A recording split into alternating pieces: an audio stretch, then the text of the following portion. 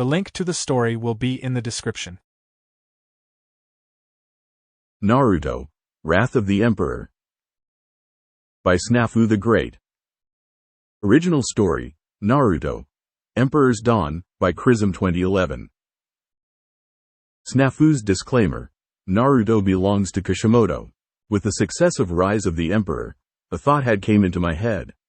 What if things had been done differently? What if all of Konoha save for 4 of its clans were hostile towards Naruto? What if Hinata had left with him? This is a much darker version of Rise of the Emperor, with Tsunade and Jiraiya being hostile towards Naruto and the Western Empire. Update: as Naruto wields the Rinnegan, he also knows the 6 Paths Jutsu, which is the parent jutsu of the 6 Paths of Pain, and I have updated his bio as Prologue, Part 1. 2 long years had passed since the end of the Unification Wars. 2 years since the lands of the Western continent were united under a single ruler since the time of the 6 Paths Sage, thus leading the people into an era of prosperity and peace. The city of Kimen, also known as the imperial capital, located 20 miles inland from the Western Sea, and accessible from the Kimen River, which snaked its way halfway through the northern continent, ending at its namesake. The imperial capital also served as a hub for trade, as did South Ichiyama in the southern region. The nerve center of the unified West was the imperial complex. Think the imperial palace in Japan. Located at the heart of Kumon City, which served as the imperial capital, the 2-mile complex sat on top of a small hill and was heavily fortified, as it once belonged to the late Kimen warlord Rakunbungi Oda.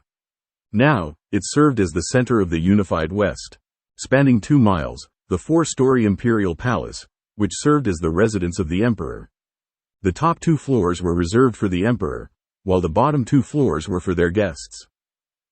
Aside from the imperial palace was the Hall of Sovereigns, of which the emperor, the empress and their 16-member imperial council, 8 from the empire's high-ranking samurai and shinobi clans and 8 civilians and nobility who were the elected representatives of the people, met 3 times a week to conduct and manage the government.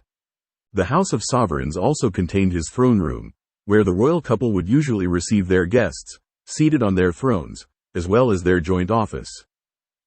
Speaking of the emperor, he was inside his office, taking on his greatest foe yet. A foe so devious, so cunning, that it almost made him wish that he was fighting his former self, the Akatsuki, the legendary Sannin and Hiruzen Sarutobi at once. A foe so cold and ruthless, that even Orochimaru would be sent screaming in terror from its presence. That foe was paperwork. House of Sovereigns, Office of the Emperor and Empress Consort. Ah, I should have known this job had a catch to it. Honestly, I don't see how my old man could have done this. Leading an army into battle was much easier. The Emperor of the Unified West sat behind his desk, going through the mountain of paperwork, grumbling under his breath about how his wife was able to escape from the abomination of paperwork while he was stuck with it, and of the unfairness of it all. 18 years old, he had came a long way since his days as a Konohagakure genin. He was no longer the loud-mouthed, orange-loving, ramen-consuming knucklehead who screamed that he would be Hokage one day. The years he had spent in the West had changed him. Forged in the fires of war, trained in the ways of the shinobi and the samurai. Standing at 6 feet tall, with a wiry, muscular frame, the face a spitting image of his father. The whisker-like marks on his face, a sign of him being a Jinchuriki, were gone. His blonde hair had taken on a reddish hue, a sign that he was of Uzumaki blood, the facial stubble on his face also the same color. Blue eyes showed intelligence combined with ruthlessness when needed be. His style of clothing also changed as well. No more did he wear orange, which screamed, "Kill me." Instead, he took to wearing mostly black, since it can go with anything. The emperor dressed simply, as it had reflected on his childhood. A white shirt with a tight collar and the sleeves rolled to his elbows, black vest, pants and boots. His long coat remained on the hanger, while his black cage-style hat hanged alongside the long coat. The hat was mostly used to conceal his identity, mostly when he traveled abroad, which was often. The emperor of the unified Western Empire, Naruto Uzumaki Namikaze, sighed. "Screw this," he muttered. Making a cross with his hands, he channeled his chakra and uttered the words, "Kage Bushin." In a poof of smoke, 5 shadow clones appeared. Naruto rose from his seat and retrieved his long coat. Finish up the paperwork. I'm going for a walk. Yes, boss, the clones acknowledged as they got to work. Longcoat fluttering in the breeze, Naruto walked down the halls of the House of Sovereigns. Servants bowed to him as he passed, to which Naruto responded with a nod of the head. As it was past noon, there was one place where his wife could be, the palace gardens. Rounding the corner, he ran into his senior advisor, a tall, walking mountain of muscle, tanned, with bleach blonde hair and the mustache to match. His hit A8 with the imperial insignia, the 4-symbol seal, was wrapped around one massive bicep. Naruto greeted the older man. Afternoon, eh? The former Raikage of Kumo turned advisor grunted. Chief. How did the Raikage of Kumo ended up in the West, and as Naruto's senior advisor? 1 year earlier, it was overthrown by Orochimaru, who had placed a puppet ruler in his place. The first order of the new Raikage: eliminate his predecessor and his brother, Killer Bee. However, as Emperor of the West, Naruto had a robust spy network in the East, and it was through them that Naruto was notified of the coup while visiting Gaara in Suna. With Hinata at his side and the aid of his elite guard, his personal bodyguards and the use of the Demon's Gate Jutsu, Naruto arrived at the nick of time and slaughtered the Kumo Anbu, thus saving A and B's lives, and those of A's loyal supporters. Imagine their shock upon returning to Suna that the Emperor was the former Kyuubi Jinchuriki. Even A and B had heard about the exploits about the one who unified the lands under a single banner. It was then that Naruto offered A and B political asylum within the empire. A and B accepted Naruto's offer, with A serving as senior advisor to the young emperor, while B hung around the trading post of Rara, located 30 miles from Kumon. Dodging your duties once again, Chief? I asked dryly. Duties? Have you seen the mountain of paperwork on my desk? Naruto shot back. A shuddered. Don't remind me. I've had my share of doing paperwork when I was the Raikage. Whoever came up with paperwork needs to be strung up. Naruto chuckled. On that, I agree. I left a couple of shadow clones to finish up. I received word from Fu that several clans from Konohagakure have defected from the village. Is that true? Naruto nodded. Fu, the Jinchuriki for Chome, the 7-tailed beetle, was part of the United West's information network. Anything Konoha related was sent her way, and in turn, was delivered to either Naruto, his wife, or the 9 Tails herself. 4 clans, plus 90 Junin-level shinobi. They should be arriving within the week. Can you trust the Hyuga and the Ino Shikacho? I can see you have your concerns, Naruto replied. The Ino Shikacho first generation were childhood friends with my father, and unlike my former teammates, their children never saw me as the fox. As for the Hyuga, aside the fact that they hate the Uchiha with a passion, Hinata's mother was close friends with my own mother, and Hiyashi saw her as an equal. Despite Sarutobi's efforts in stunting my growth in order to turn me into a weapon, those 4 men looked out for me in their own way, honoring a promise made to them by my parents. I nodded, knowing of Naruto's treatment as the village pariah solely because he held the most powerful of the tailed beasts. Not even B and Yugito were treated as harshly. In his mind, the people of Konoha were total idiots, favoring a traitor over a hero. In the aftermath of the Uchiha retrieval mission, once it became known as to what had happened through Gaara and Suna, public opinion regarding Konoha had plummeted. In the end, despite all of its posturing and its supposed will of fire, Konohagakure no Sato was known as the village who rewards traitors for the fire. Daimyo, Tsunade and Jiraiya. Their name was synonymous with the words hypocrite and backstabber. And for Sasuke Uchiha, his name was synonymous with traitor. It was through his intelligence network, posing as merchants from the Pakara merchant house, that Naruto had found out that the Konohagakure High Council not only promoted Sasuke to Junin, which he did not deserve, but also activated the CRA. Hiyashi Hyuga and Inoichi Yamanaka objected to having their daughters marry the Uchiha. When Tsunade threatened to strip them of clan status and revoke their shinobi registrations, Hiyashi and Inoichi retaliated by turning in their Hide Atesh and storming out of the council chambers. Shikaku and Shuza soon followed, turning in their Hide Atesh as well, throwing in their lot with the Hyuga and their longtime friend. Unknown to Tsunade and the other pro-Uchiha members of the council, Hiyashi had been in contact with the Imperial spies and had gotten word to Hinata. After talking it over with Naruto, he had agreed to allow the Hyuga and anyone defecting from Konoha political asylum. Those four and their families looked out for me back in Konoha, Naruto continued. Their children did not see me as a demon growing up. And Lord Namikaze always pays back his debts, concluded. The young emperor nodded. Plus, Konoha's reputation had already taken a serious hit when they banished me and favored the Uchiha. With the loss of 4 major clans, the village will be crippled even further. You know Konoha won't take this lying down, said. They already did, Naruto replied. As you probably know, the unified West and yours truly are quite the hot topic in the East. They know of my exploits and of my strength, which is even greater than the legendary Sannin combined. If Konoha attacked the defecting clans who were traveling with the Pakara merchants on the way to the coast, nodded in understanding, it would set off an international incident, and would make Konoha lose face, attacking an unarmed convoy. Impressive, Chief. Naruto grinned. Thank you. If you need me, I will be at the gardens. Smirked as he nodded knowingly before walking off in the opposite direction. Imperial Complex, Palace Gardens. The Palace Gardens, think Shang Tsung's Palace Gardens without the outworld-related stuff, was the favorite spot of the Empress Consort of the United West. Her husband had built it for her, obtaining various rare flowers from East and West.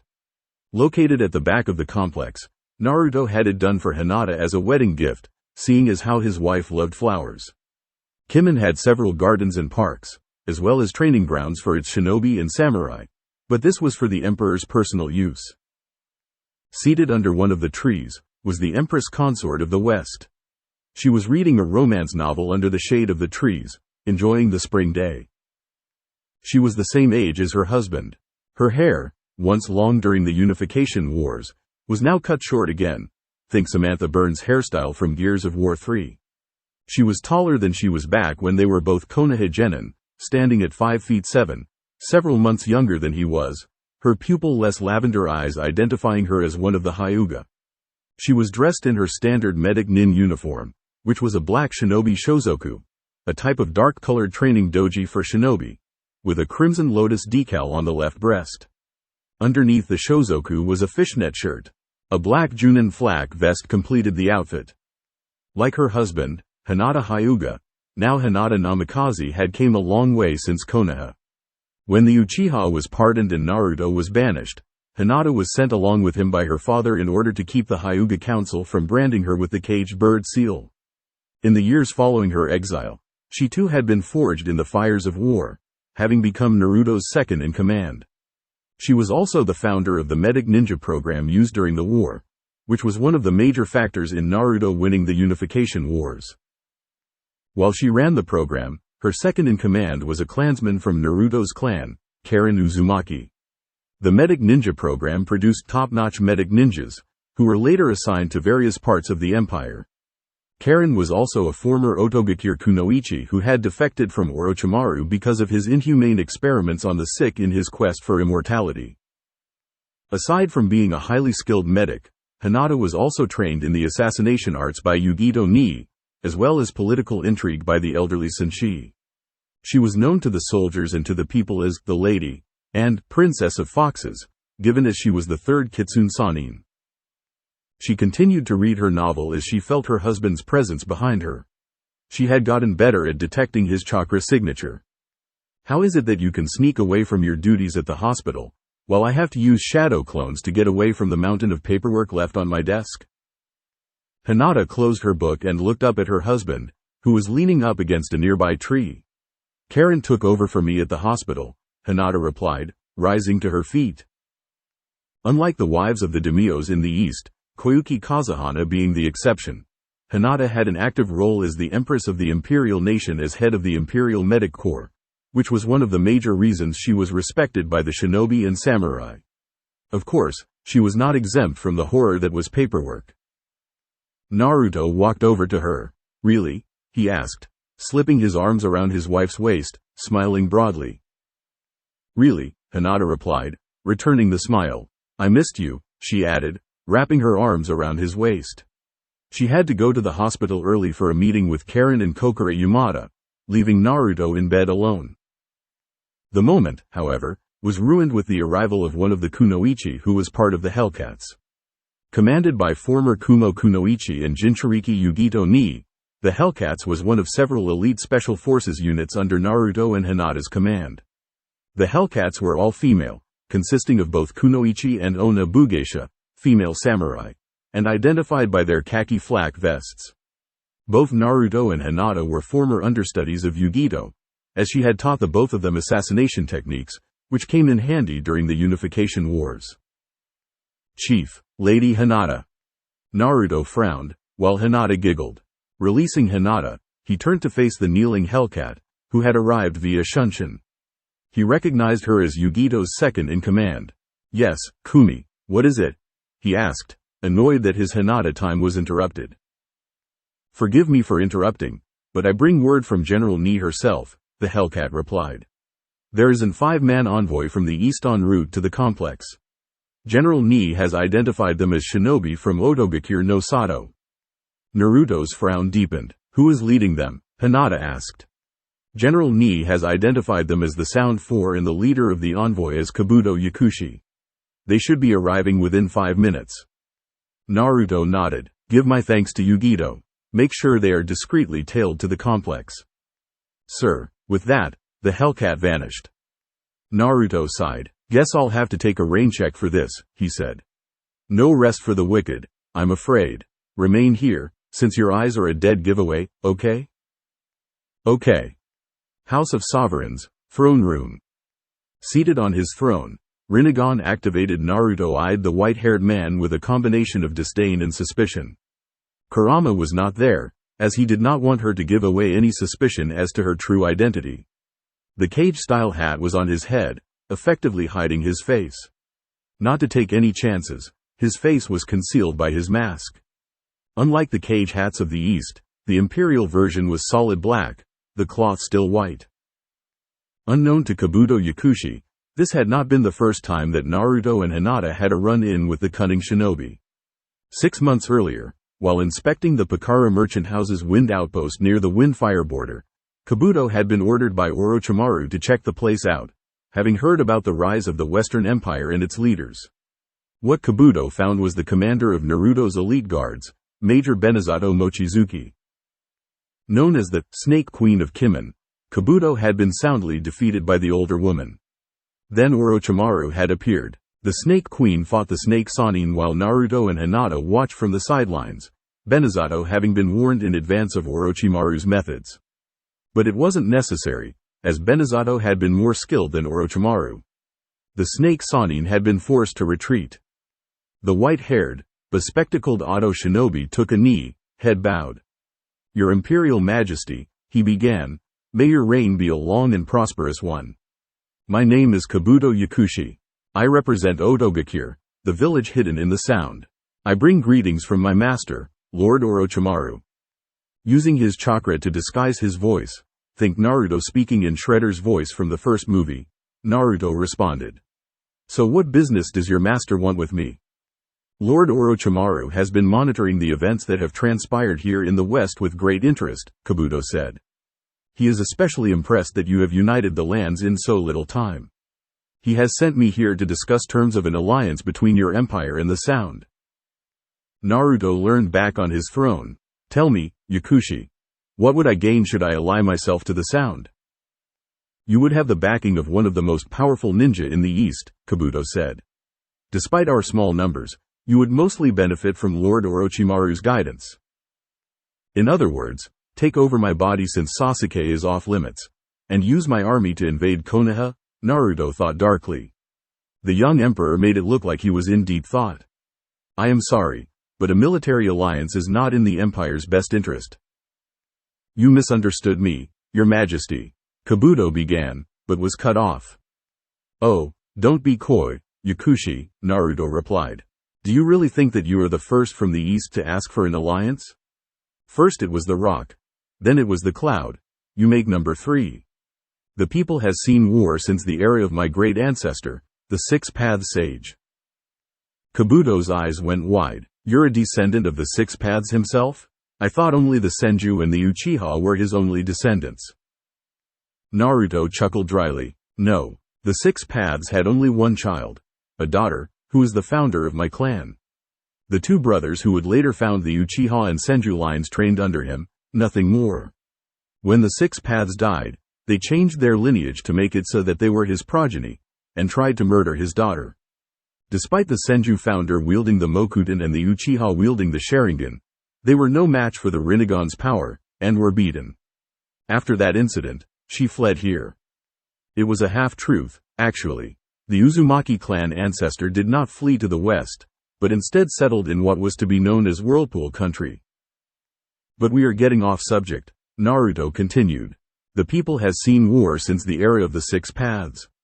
Unlike the people of the East, they have not known a lasting peace. I saw the lawlessness of the lands and I gave them the peace they desired. I am merely a servant of the people, and even an emperor must listen to the will of the people. I am truly sorry that you have come this far, but tell your Lord Orochimaru that my answer is no. Kabuto slowly nodded. I see. In any case, Lord Orochimaru will be disappointed that you will not agree to the alliance. I thank you for your time, Your Majesty. With a wave of his hand, Naruto excused Kabuto. As soon as the sound envoy left the room, Naruto summoned the commander of Shadow Company. Kazuma. Emerging from the shadows as if it was water, was the head of the Kazuma clan, and commander of the appropriately named Shadow Company. A bald, wiry man in his early 50s, Hideo Kazuma was the first to swear loyalty when Naruto had killed Rokubungi Oda. The Kazuma clan were masters of a rare bloodline called Shadow Release, which allowed them to cover major distances by using the shadows of various objects. You called, Chief? Kazuma asked. Have your men tail Yakushi and the auto envoy, Naruto ordered, removing his mask and returning to his normal voice. Make sure that they are on the first boat out of Kimen. I don't trust him, or the snake. Between the snake and Konoha, I hate Orochimaru more. See to your orders, Kazuma. Kazuma bowed. Right away, my lord. As Kazuma sank back into the shadows, Naruto frowned. Orochimaru was taking an interest in the empire, and even though the snake-loving pedophile was on the back burner, he was a legitimate threat. No way am I letting the snake destroy Konoha, Naruto thought as he deactivated his Rinnegan and removed the hat and mask. That responsibility falls onto me. Looking at his watch, he mentally cursed to himself. Damn, thought I had more time before the meeting with the council. Oh well. Imperial Council Chambers, minutes later. The council hall inside the Hall of Sovereigns was as big as the council chambers back inside Konoha. The council chambers consisted of 3 long tables, the first containing the seats of the emperor, the empress consort, and their advisors. 2 tables located on either side of the emperor's table faced each other, each containing 6 seats for either side. The council was chosen by Naruto and Hinata personally to serve as ministers of their respective fields.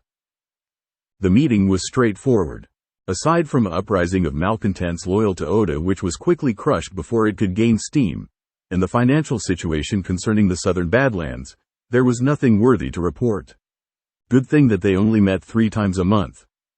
At the lead table, Naruto and Hinata sat side by side. Next to Hinata was Ain Kurama, in her human form. Next to Naruto was the patriarch of the Uzumaki clan, Takuma Uzumaki. As the Uzumaki clan was famous for their fuinjutsu, Takuma was his uncle, as Kushina was his older sister. Unlike Kushina and her son, who both wielded the Rinnegan, Takuma was a fuinjutsu master. He was also known as the Maelstrom of Whirlpool, given both his natural fighting abilities, as well as his short temper. When Whirlpool had fallen in the last Shinobi War, Kushina, despite being Minato's wife, did not fully trust Konohagakure, and had ordered her brother to flee elsewhere. Taking 500 Uzushiogakure shinobi with him, half of them being Uzumaki clansmen, Takuma fled to the west, and had set up shop in the northern continent. Upon hearing of a rising warlord with the same surname as his own, Takuma sought him out, and found out that the warlord in question was his own nephew. After hearing Naruto and Hinata's story, from his time in Konoha up to being the scapegoat for the Uchiha's attempted defection, which led to his defection, Takuma was furious. But in the end, Naruto had gained family, and more importantly, allies to his cause. When the West was united under Naruto's rule, he had been the first to accept a position of senior advisor to the Emperor and Empress consort alongside Kurama. Like the shinobi in both the East and West, the samurai also had their own ranking system.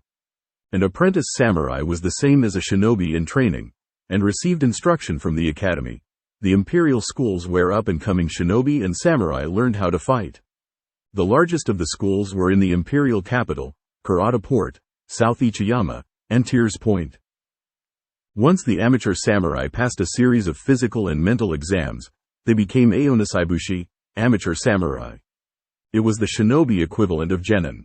Unlike the shinobi system, the Aonisaibushi would be assigned to either a three-man cell or apprentice to an elder samurai. After 2 years, the Aonisaibushi were eligible to be promoted to Chukanbushi, middle samurai. The Chukanbushi is the most common rank of samurai, and was the shinobi equivalent of chunin. They were the foot soldiers and archers, the main bulk of the samurai forces under Naruto's command. It is there that the Chukanbushi had to prove their worth. Last, was the Seibushi, elite samurai. The samurai equivalent of junin, they are the highly skilled samurai, a position that would take most of their lives to obtain. The Seibushi were mainly the officers of the imperial military, people who both the samurai and Naruto had fought alongside with and trusted with their lives.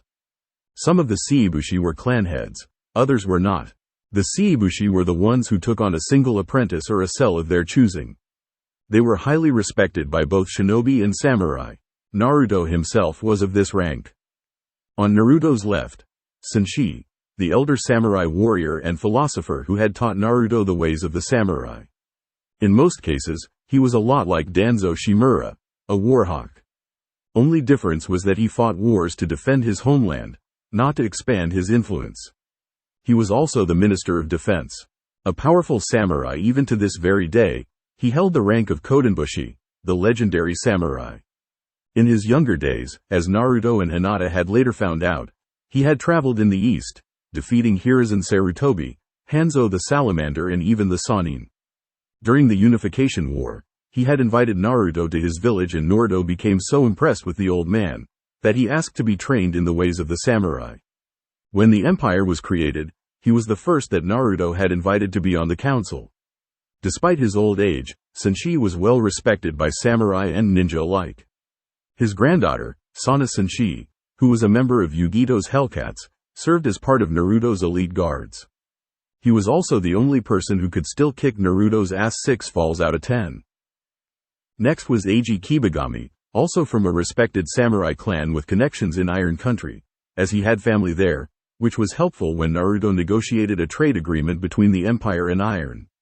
A hard-punching, hard-drinking samurai with a mouth that would make Tayuya blush and Hidan green with envy, he was the first to join up with Naruto in his ambition. He was a Seibushi-level shinobi who served as the Minister of Samurai Affairs. Despite being a foul-mouthed samurai, he was fiercely loyal to the young emperor, honorable and carried himself as a true samurai. It was also a known fact that he and Kasumi Ehara were romantically involved. His pet wolf, Bijumaru, was at his side. Like Senshi, Eiji had a member of his family as part of the elite guard. His nephew Hideo Kibagami served proudly. Next to Kibagami was the head of the Chiba clan, Koda Chiba, a Junin who served as Minister of Shinobi Affairs. The Chiba clan was a line of ninja who practiced a deadlier style of taijutsu that would put even Rock Lee and Maeda Guy to shame, the taijutsu used originally as an assassination technique. Like Senshi's granddaughter and Eiji's son, her eldest son, Takashi, served as one of Naruto's elite guards, a high honor for the Chiba clan. In most ways, the Chiba clan reminded Naruto of the Inuzuka, fiercely loyal to the pack. Sitting next to Koda was her childhood friend and fellow ninja, Kokura Yamada. The eldest daughter of a former nobleman and a mist refugee, she was the diametric opposite of Zabuza's partner Haku, as her attacks were fire release attacks. A Tokubetsu Junin shinobi, she was the Minister of Health, having been picked for the decision by Hinata herself. In an interesting side note, her bloodline allows her to endure an opponent's fire attacks unscathed. The Yamada clan also had a reputation for being top-notch healers whose skill rivaled that of Tsunade in her prime. Next to the fire-wielding mistress was the regal Kasumi Ehara. She was a Seisebushi-level samurai who served as Minister of the Interior. The Ehara was the most powerful samurai clan in the southern region, in both influence and skill, and aside from the elderly Senshi who resided on the northern continent, was one of Naruto's major supporters. Kasumi herself was a legendary warrior in her own right, having led troops into battle. Despite being in her 40s, she looked younger. When her husband was killed by Oda's hand, he was about to claim Ehara for his own. Thankfully, Naruto's arrival put a stop to those plans. Her best friend, Murasaki Shibiku, was a popular author of romance novels and poetry, Hinata being her biggest fan. It was also gaining prominence over Jiraiya's Icha Icha series in the East. Seated next to Ehara was the head of the Okajima ninja clan, Hayate Okajima. Nicknamed the Tengu, because of his habit of wearing a Tengu mask to battle, the Okajima clan were skilled in ninjutsu, assassination techniques and recon. They were the natural rivals of the Shinto clan, who favored open combat over covert assassinations. Naruto had approached the Okajima clan head for an alliance.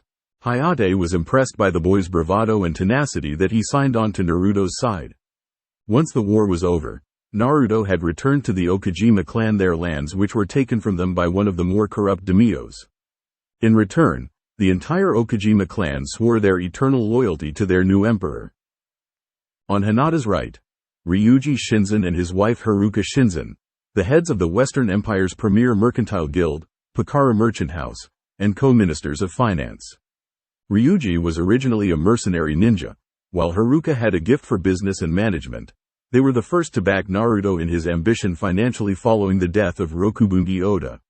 When the Unification Wars had reached its conclusion, they created the merchant houses which had two purposes: providing imported and exported items across the empire and in the east, while at the same time, keeping a close eye on the more unruly villages in the east. Thanks to Naruto, they now had branches all over the country, as well as several locations in the east, some of which served for gathering intel, as in Iwa, Fire Country and Kumo.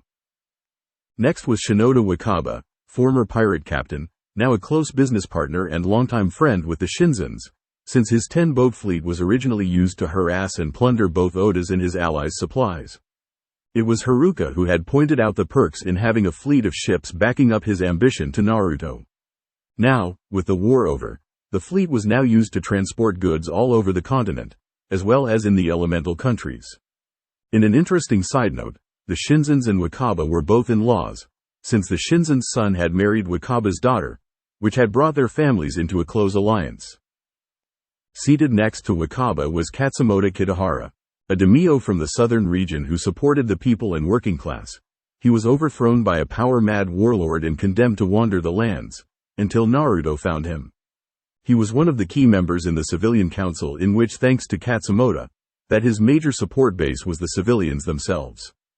Katsumoto's lands were restored unto him, as well as his title as a reward for his service and loyalty. Given his passion for justice, it was fitting that he served as minister of that post. Next to Wakaba was Shin Akazuki. His home was the southern part of the continent.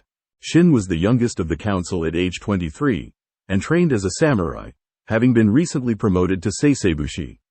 The son of Shinji Akazuki, a retired warlord who had fought with Naruto, Shin had made a name for himself during the Unification Wars as a formidable swordsman, and can hold his own against Naruto in their occasional spars. In some cases, he reminded Naruto of Shikamaru at times, brilliant, but lazy. Last, was Rumika Todo. Like Katsumoto, she was a daimyo, but hailed from the north's mountainous Lodja region. Todo was one of the daimyos whose land the late Rokubungi Oda had an eye for, since her lands contained iron mines deep within the mountains. But once Naruto had eliminated him, she saw the wise decision in backing him in his war of conquest. Her husband was the original daimyo, until his death during a raiding party from Oda's men, forcing her to assume the role. But despite this, she was fiercely loyal to both her people and to the emperor. Zabuza Momichi and Haku were also sitting in at the emperor's request. Thought to have died in Wave Country in Naruto's first mission, the former Mist Swordsman and his partner had instead fled the country as Mist Hunter ninjas had arrived, forcing the pair to leave high-powered blood clones in their places. Zabuza and Haku had fled to the west, where they had hooked up with bloodline refugees who had fled the purges under Yagura and the Mist Daimyo. When Naruto had arrived on the southern continent with his forces 2 years earlier, Zabuza had already made a name for himself as a powerful warlord, with Haku as his second-in-command. It was Haku who had discovered that Naruto was the warlord who had united the northern continent under his rule. Zabuza was surprised, to say the least. The little blonde runt who had faced him down on Tezuna's bridge all those years ago had unified the northern continent. What surprised him even more was that Konoha had betrayed him in favor of his traitorous teammate. Despite the fact that he was mostly a bloodthirsty sadist, Zabuza had a set of morals. He decided to join Naruto under one condition: that he would be the one to kill Kakashi Hatake. Naruto agreed, on the condition that he alone would beat the holy hell out of him first before Zabuza killed him. That, Zabuza agreed to. Zabuza was not only in command of his own unit, known as the Demon Brigade, but he also served as the chief interrogator in the Empire's interrogation division. He also taught Naruto mist-style swordsmanship, which came in handy in his war of conquest. Senshi cleared his throat. Before we adjourn this meeting, Chief, is there anything else you would like to add? Yes, Naruto replied. As you might or might now know, my wife and I have been in contact with the 4 clans who have defected from Konohagakure no Sato: the Hyuga, the Yamanaka, the Akamichi and the Nara. Aside from the 4 clans and their heirs, accompanying them are 200 Junin, one of which you might be interested in, Zabuza. His name is Ibiki Morino. Zabuza recognized the name, Ibiki. Yes, I know of his reputation. Said to be the best in interrogation and torture. Who is he? Eiji Kibagami asked. He is a Tokubetsu Junin, Hinata explained. Some would describe him as a sadist. Oh, sounds like someone you would like, Momichi, Eiji snorted, ignoring the sour look Zabuza had given him. Please continue, Lady Hinata. His interrogation techniques are stuff of legend, Hinata continued. Even when Naruto and I were coming up in the Shinobi Academy, Ibiki was someone to be feared. He has the unique ability to cause great pain and suffering without resorting to physical torture. His interrogation skills rely mostly on the ability to torture the mind. His knowledge on human psychology is top-notch. Ibiki is a firm believer of gaining control over a person's spirit by attacking the mind. That much is true, Zabuza said. You can say that I am an admirer of his work. Back in my 7 swordsman days, Kisame had chosen to kill off the shinobi belonging to Mist Cipher Division rather than allow them to fall into his hands. Charming fellow, Kasumi Ehara dryly noted. Ibiki works with Enko Mitarashi, Hinata continued.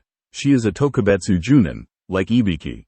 A former student of Orochimaru, she is a master of interrogation who uses snakes just like her former master. She also loves dango, and is a total sadist.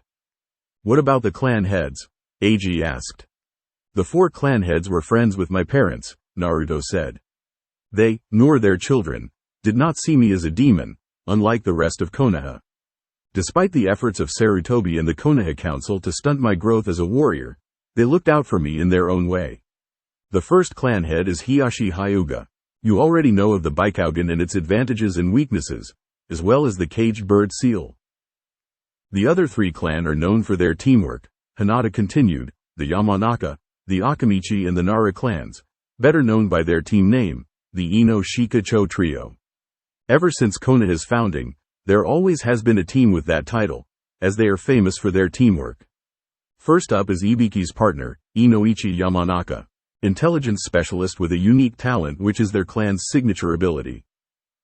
Which is? Kodachiba asked. The Yamanaka has the ability to read the opponent's minds and search their memories, Hinata said. Their signature technique is the mind-body switch technique, in which the Yamanaka can send their mind into a target's body, overriding the target's mind for a short period of time.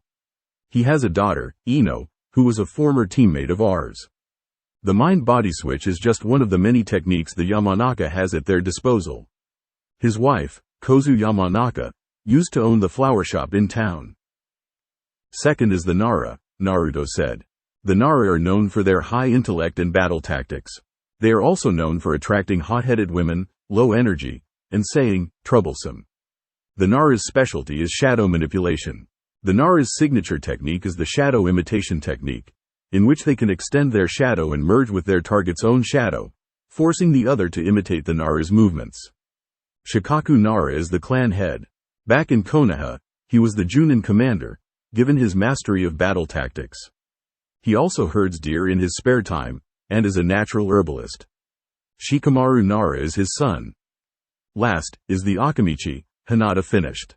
The Akamichi are the powerhouse of the trio, possessing great physical strength and can convert their calories into chakra. The downside to this is that their techniques drain their chakra while in use, and maintaining them during battle can be tiring. For this reason, the Akamichi have very high chakra levels, and for this reason, has to eat a lot in order to maintain those levels. Shuza Akamichi is the 15th head of the clan, while Choji Akamichi is his son.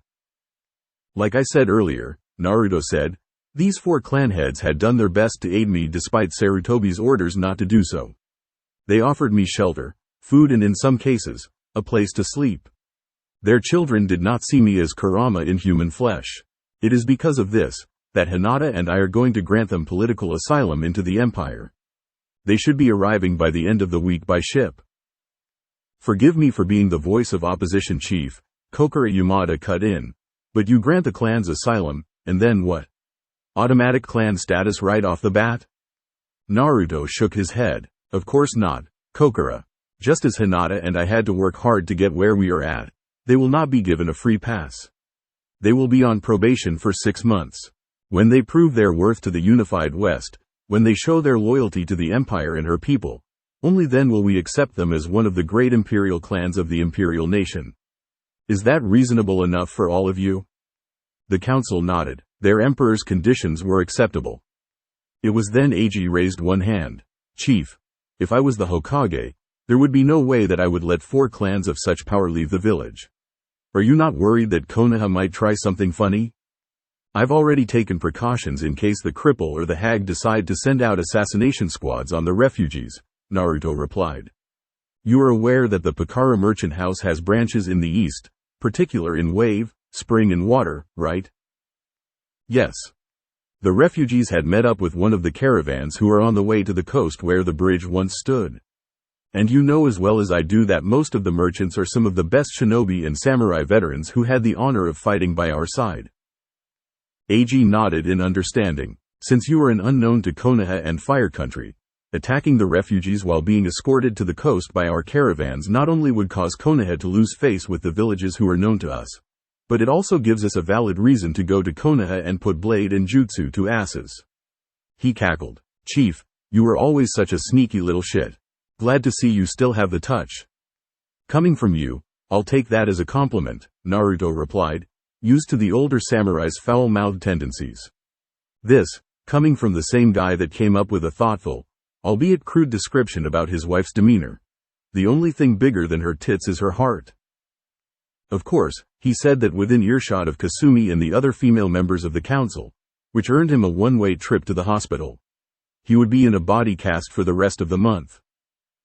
Is there anything else? Hinata asked.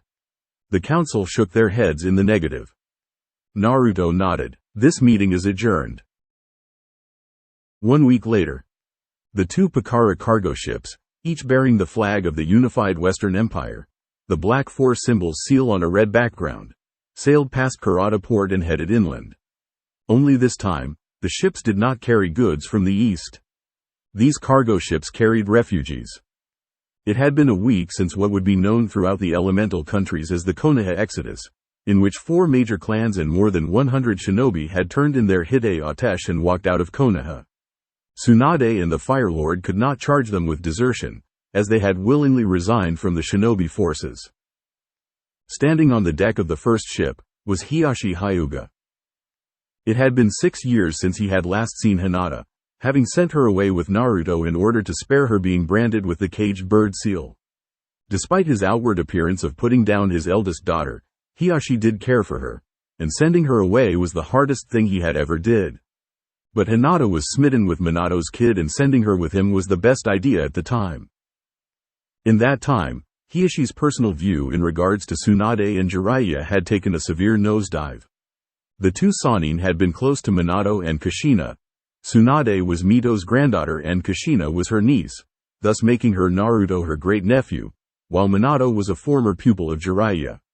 Both blamed Naruto for the deaths of Minato and Kushina, when it was clearly the fault of the Uchiha, given the reports he had read on that fateful night. Both had went along with Sarutobi's scheme to make Naruto into Konoha's weapon, and when that failed, opted to banish him from the village when it became clear that despite Hiruzen's machinations in stunting Naruto's growth had failed, even going as far as to place him in the bingo book with a kill on sight order. It was clear that the two Sannin had no love for the Uchiha, but they chose a virtual traitor over a hero. In the 5 years since Hinata's disappearance alongside Naruto, Hiashi had not heard a single word in regards to his eldest child. Then, word began to leak out about events happening in the West. A place so war-torn that not even the Sannin nor the Akatsuki would be in their right mind to venture there, was finally united under the rule of a warlord and his medic ninja wife, having been named Emperor and Empress Consort. When the Pakara merchant houses began to emerge in several key locations, caravans began to appear in Konoha, selling their wares. One such branch was in over the border in Wind Country.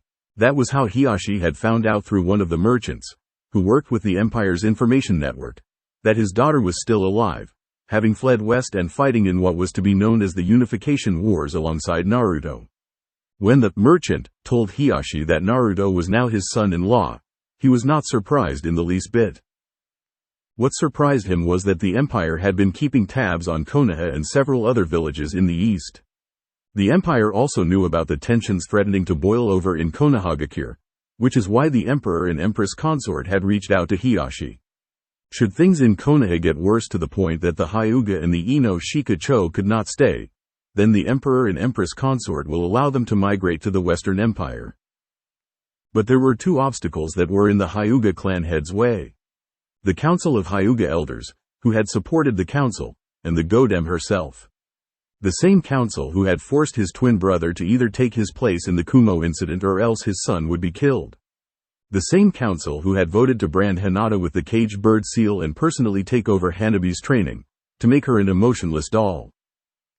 The council and their supporters would be in the way should he decide to take the clan and leave Konoha, to return to the west, the land of his ancestors. Hiashi knew this, as did his twin brother, Hisashi. The Hyuga elders knew this as well, as the Hyuga's origins were in the northern region, but the clan relocated to the east once west became unstable, and settled in Konohagakure no Sato as it was founded.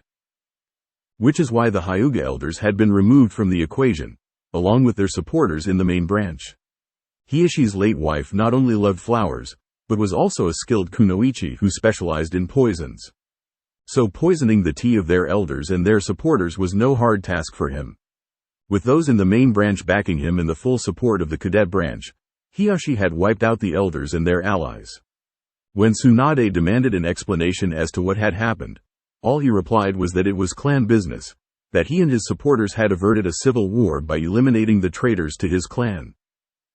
The final straw came with Godem, and the Konoha Council had attempted to force his youngest daughter, as well as Inoichi's daughter, the Snake Lady, and his nephew's romantic interest into the Clan Restoration Act. The reason being, as it turned out, Sasuke Uchiha had taken a recently graduated genin under his wing, teaching him the ropes. The boy was an orphan, and was looking to make a name for himself as a shinobi. What better way to make a name for yourself when you have Sasuke Uchiha training you? Then, 3 weeks ago, when the kid made Chunin, Sasuke showed his appreciation by shoving a Chidori into the kid's chest, killing him instantly, but more importantly, gaining the eyes of the betrayer, the Maginkyu Sharingan. Only problem was that his daughter, Hanabi, Cell 9, Enko Mitarashi, and the younger Ino Shikacho trio had witnessed the murder. Of course Sasuke was under the protection of Danzo and the Konoha Council, so the murder was swept under the rug, and written off as justifiable homicide. Only the elder Ino Shikacho and Hiashi had backed their children in Cell 9, while Sasuke had the backing of both the Godem and the Council. Then, it all came to a head a week ago. Flashback. Konoha Council Chambers. The tension was thick inside the council chambers. On one side was the civilian members of the council, the merchants and the wealthy elite of Konohagakure no Sato. On the other side, was the shinobi clan heads of the council: Inoichi Yamanaka, Hiyashi Hyuga, Shikaku Nara, Shuza Akamichi, Sume Inazuka, Asuma Sarutobi, Shibi Aburame and Kakashi Hitaki. Their children sat alongside their parents. Enko Mitarashi was even present at the council's request. Seated at the head of the chambers, flanked by her advisors, Kaharu Utatane and Hanmura Mitokado, was Tsunade Senju, the Godem Hokage of Konoha. Standing in front and to the side of the Godem, was the Warhawk and commander of the Root Anbu, Danzo Shimura. Standing next to him, looking smug over the fact that he had gotten away with murder, was Sasuke Uchiha, now Danzu's protege and the number 2 guy in the Root Anbu. "What is this meeting about?" Inoichi demanded. Kaharu cleared her throat. "It is clear to us that there is quite a bit of tension in Konoha after that dreadful business with that Chunin that the Uchiha had studied under." "Dreadful?" Tenten parroted. He shoved a Chidori into the guy's chest in front of my cell, Enko, Hanabi and the Ino Shika Cho. "We see it as justifiable homicide," Hanmura frowned. Shikaku Nara grunted. "Justified only because you sacrificed a Chunin just so that the Uchiha runt could get the Magankyu." "You should watch your mouth, Nara," Sasuke threatened. "I am the prince of this village." "No, you are a blight," the lazy Nara head retorted. "You are too troublesome for your own good, even as Danzu's lapdog." Sasuke glared at the Nara clan head, Junin commander, Sharingan ablaze. "I'm nobody's lapdog, Nara. I am an elite among elite. You should remember that well. Because I have no problem in showing you what the Magankyu Sharingan can do." Sasuke then jerked slightly. He then found himself pulling out a kunai from his pouch and holding it against his own throat. Looking down, he saw that his shadow was connected to Shikamaru's own, the slacker of a Junin having used his Kagemane to ensnare the Uchiha. "Threaten my father again, Uchiha, and Itachi will be the true, last Uchiha," Shikamaru threatened. Before things could get out of control, Tsunade had called for order. "That's enough, Shikamaru. Sasuke, the both of you stand down." Sasuke did not plan on doing just that, but a look from Danzo said otherwise. He deactivated the Sharingan, while Shikamaru released the Kagemane. "This fighting is pointless," Tsunade said, "once both sides calm down. We need to show the other villages that despite our trials and tribulations, that Konoha is still strong, that the will of fire still burns bright in all of us." Hiyashi and the Ino Shika Cho did not like where this is going. "Which is why we have decided to reactivate the Clan Restoration Act in order to rebuild the Uchiha clan," Hanmura said. "Sakura Haruno has already been chosen by Sasuke to be his wife. And he has chosen Enko Mitarashi, Tenten, Ino Yamanaka and Hanabi Hyuga to be his secondary wives." The fathers look like they've been gut-punched. Sasuke remained smug. "You should be honored to have your daughters bear the great responsibility of restoring the Uchiha clan back to greatness," Kaharu continued, "that Sasuke has chosen them to help rebuild his clan." Hiyashi quickly recovered. "Honored? Even without my eyes, I can see where this is going. You activated the CRA in order to keep myself and Inoichi in line through our daughters after they had witnessed the Uchiha murder an innocent shinobi." "Justifiable homicide," Danzo corrected. "It was self-defense." "Justified in the fact that Sasuke now has the Magankyu," Inoichi shot back. "I refuse to accept this so-called decision of this council. My daughter is not a prize, nor is she breeding stock. Haruno wants to pimp out her daughter, fine, but I will not let Ino marry Sasuke." "The same with mine," Hiyashi seconded. "I would rather marry Orochimaru than spend one day as that bastard's wife," Enko snapped. "Silence," Tsunade barked. "The council has decided, and I have agreed. Your daughters and Tenten will be married off to Sasuke Uchiha by the end of the month. If you fail to comply, then I will strip you of clan status, and your children will become wards of the village. Either way, the CRA still stands, and the girls will be married off to Sasuke Uchiha. Do not test me on this matter. Lord Yamanaka. Lord Hyuga.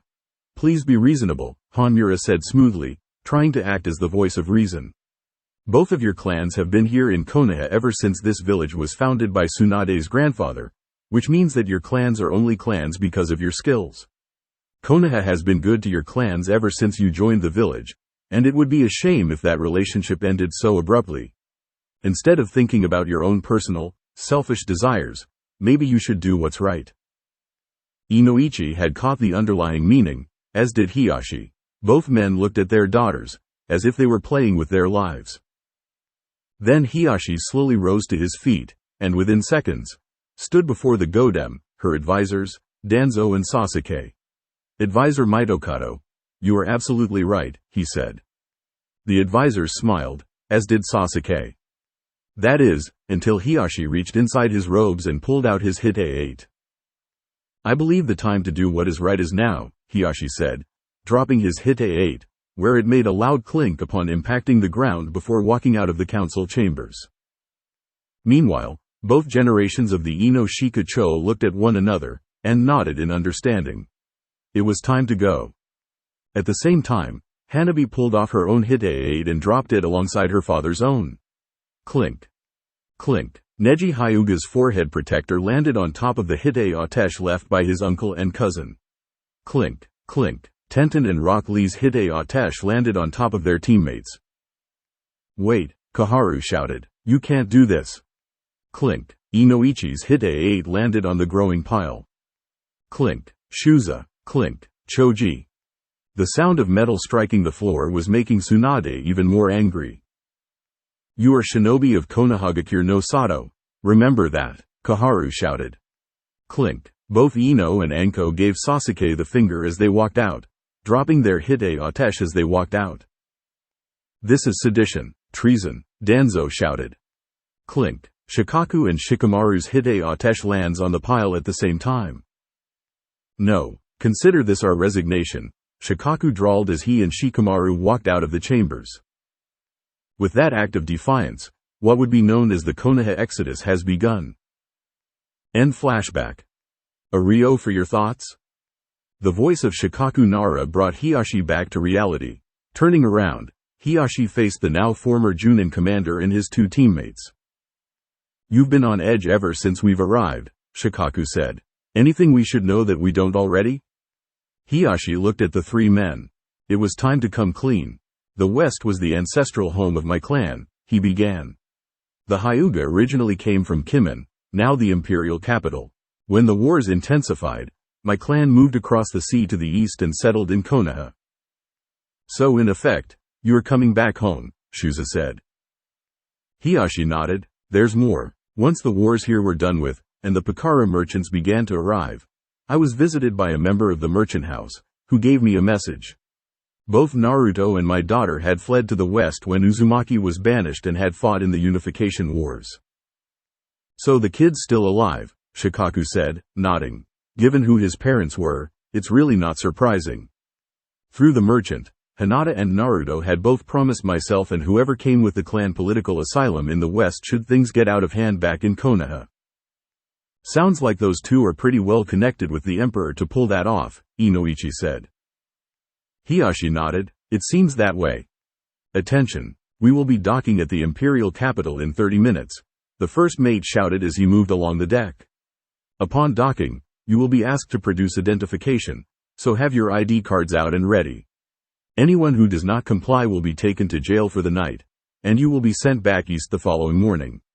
Let's not get arrested tonight, people. It looks very bad on my record." Hiyashi sighed, the anticipation evident on his face. "Can't believe it's been so long since I've seen Hinata." "Come on, Hyuga," Inoichi said. "We have to prepare." Kimen Harbor. The boat containing the 4 clans and a sizable number of Junin docked at Kimen Harbor. Once the boat was secured, the refugees began to disembark. At the end of the docks was the gates which led to the imperial capital. 2 guards, one shinobi, the other a samurai, were posted at the gates on guard duty. The samurai was older than his shinobi counterpart, and were studying the Konoha refugees as they approached. Caravan, citizen, pilgrim, tourist, or. Hiyashi stepped forward, brandishing the scroll. "We are refugees from the east. My daughter sent this scroll through the Pakara merchant house." The 2 guards scanned the scroll for a brief moment before the shinobi disappeared via shunshin. Moments later, the shinobi reappeared, with Yugito and a in tow, the former appearing via flame shunshin, while the latter used a lightning shunshin. "We'll take it from here," Yugito ordered. "As you command, General Ni," the shinobi guard said, returning to his post. Hiyoshi's eyes narrowed. "You're Yugito Ni, from Kumo," he said, addressing Yugito. "Isn't he the smart one, kitten?" Matabi noted in a sarcastic tone. Yugito told her tenant to quiet down. Hiyoshi turned to A. "And what is the raikage of Kumo doing in the employ of the emperor?" "Former raikage," A corrected. He pointed to the Hite-8 which was wrapped around one bicep. "I'm with the Unified West now." He pointed to Yugito. "She's been here longer than I have. Even fought in the Unification Wars, hence her rank." "The emperor and his wife. Well, they weren't that just yet. Rescued me from the Akatsuki years ago," Yugito explained. "I fought alongside them, and now, I lead my own unit." "I thought that Hinata and Naruto would come and greet us here," Hiyoshi said. "Change in plans," Yugito said. "I am to escort the clan heads and their successors to the Imperial Palace for a sit-down with the chief and the lady. Everyone else will follow A and head for North Kimen. Everything has been prepared for your arrival, so there is nothing to worry about." "What about Naruto and Hinata?" Hiyoshi asked. "They are waiting for you inside the complex. Follow me, please." Streets of Kimen City. "So what's your story?" Ino asked as Yugito led the clan heads and their heirs through the streets of the imperial capital. "I fought alongside the emperor and his wife in the Unification Wars after they rescued me from the Akatsuki," Yugito explained. "That was 5 years ago. Hard to believe that the emperor was just a snot-nosed brat back then." "So the rumors are true. He's about our age then, right?" Shikamaru asked. "Yup." Shikamaru noticed that they passed the Suna consulate, which was identified by the Suna Junin standing guard at the gates and the Suna flag, a black background with the white hourglass, hanging out in the front. "The Empire's friends with Suna?" he asked. Yugito nodded. "Yes, Suna is pretty friendly with the Unified West. Tamari is Suna's representative here. We also have representatives from Spring Country and from Mist, each with their own consulates and representatives." "Growing up, I heard stories about the West," Shuza said. "That this place was so dangerous, not even Orochimaru would dare set foot here. Now, I see that things aren't as different here as it was back in Konoha. There's shinobi and even more samurai here than in the East." Yugito chuckled. "Those in Iron Country originally came from here. I'm surprised that Konoha doesn't have a trading agreement with the Empire," Inoichi noted. "The Emperor and Empress has eyes and ears back east," the blonde Jinchuriki noted. "He nor his wife are big fans of Konohagakure. Even he knows that an alliance with a village known for its backstabbing and rewarding potential traitors solely because of their bloodlines is a bad political move." Shikamaru snapped his fingers. "The Pakara merchants, those are part of the Empire's spy network, right?"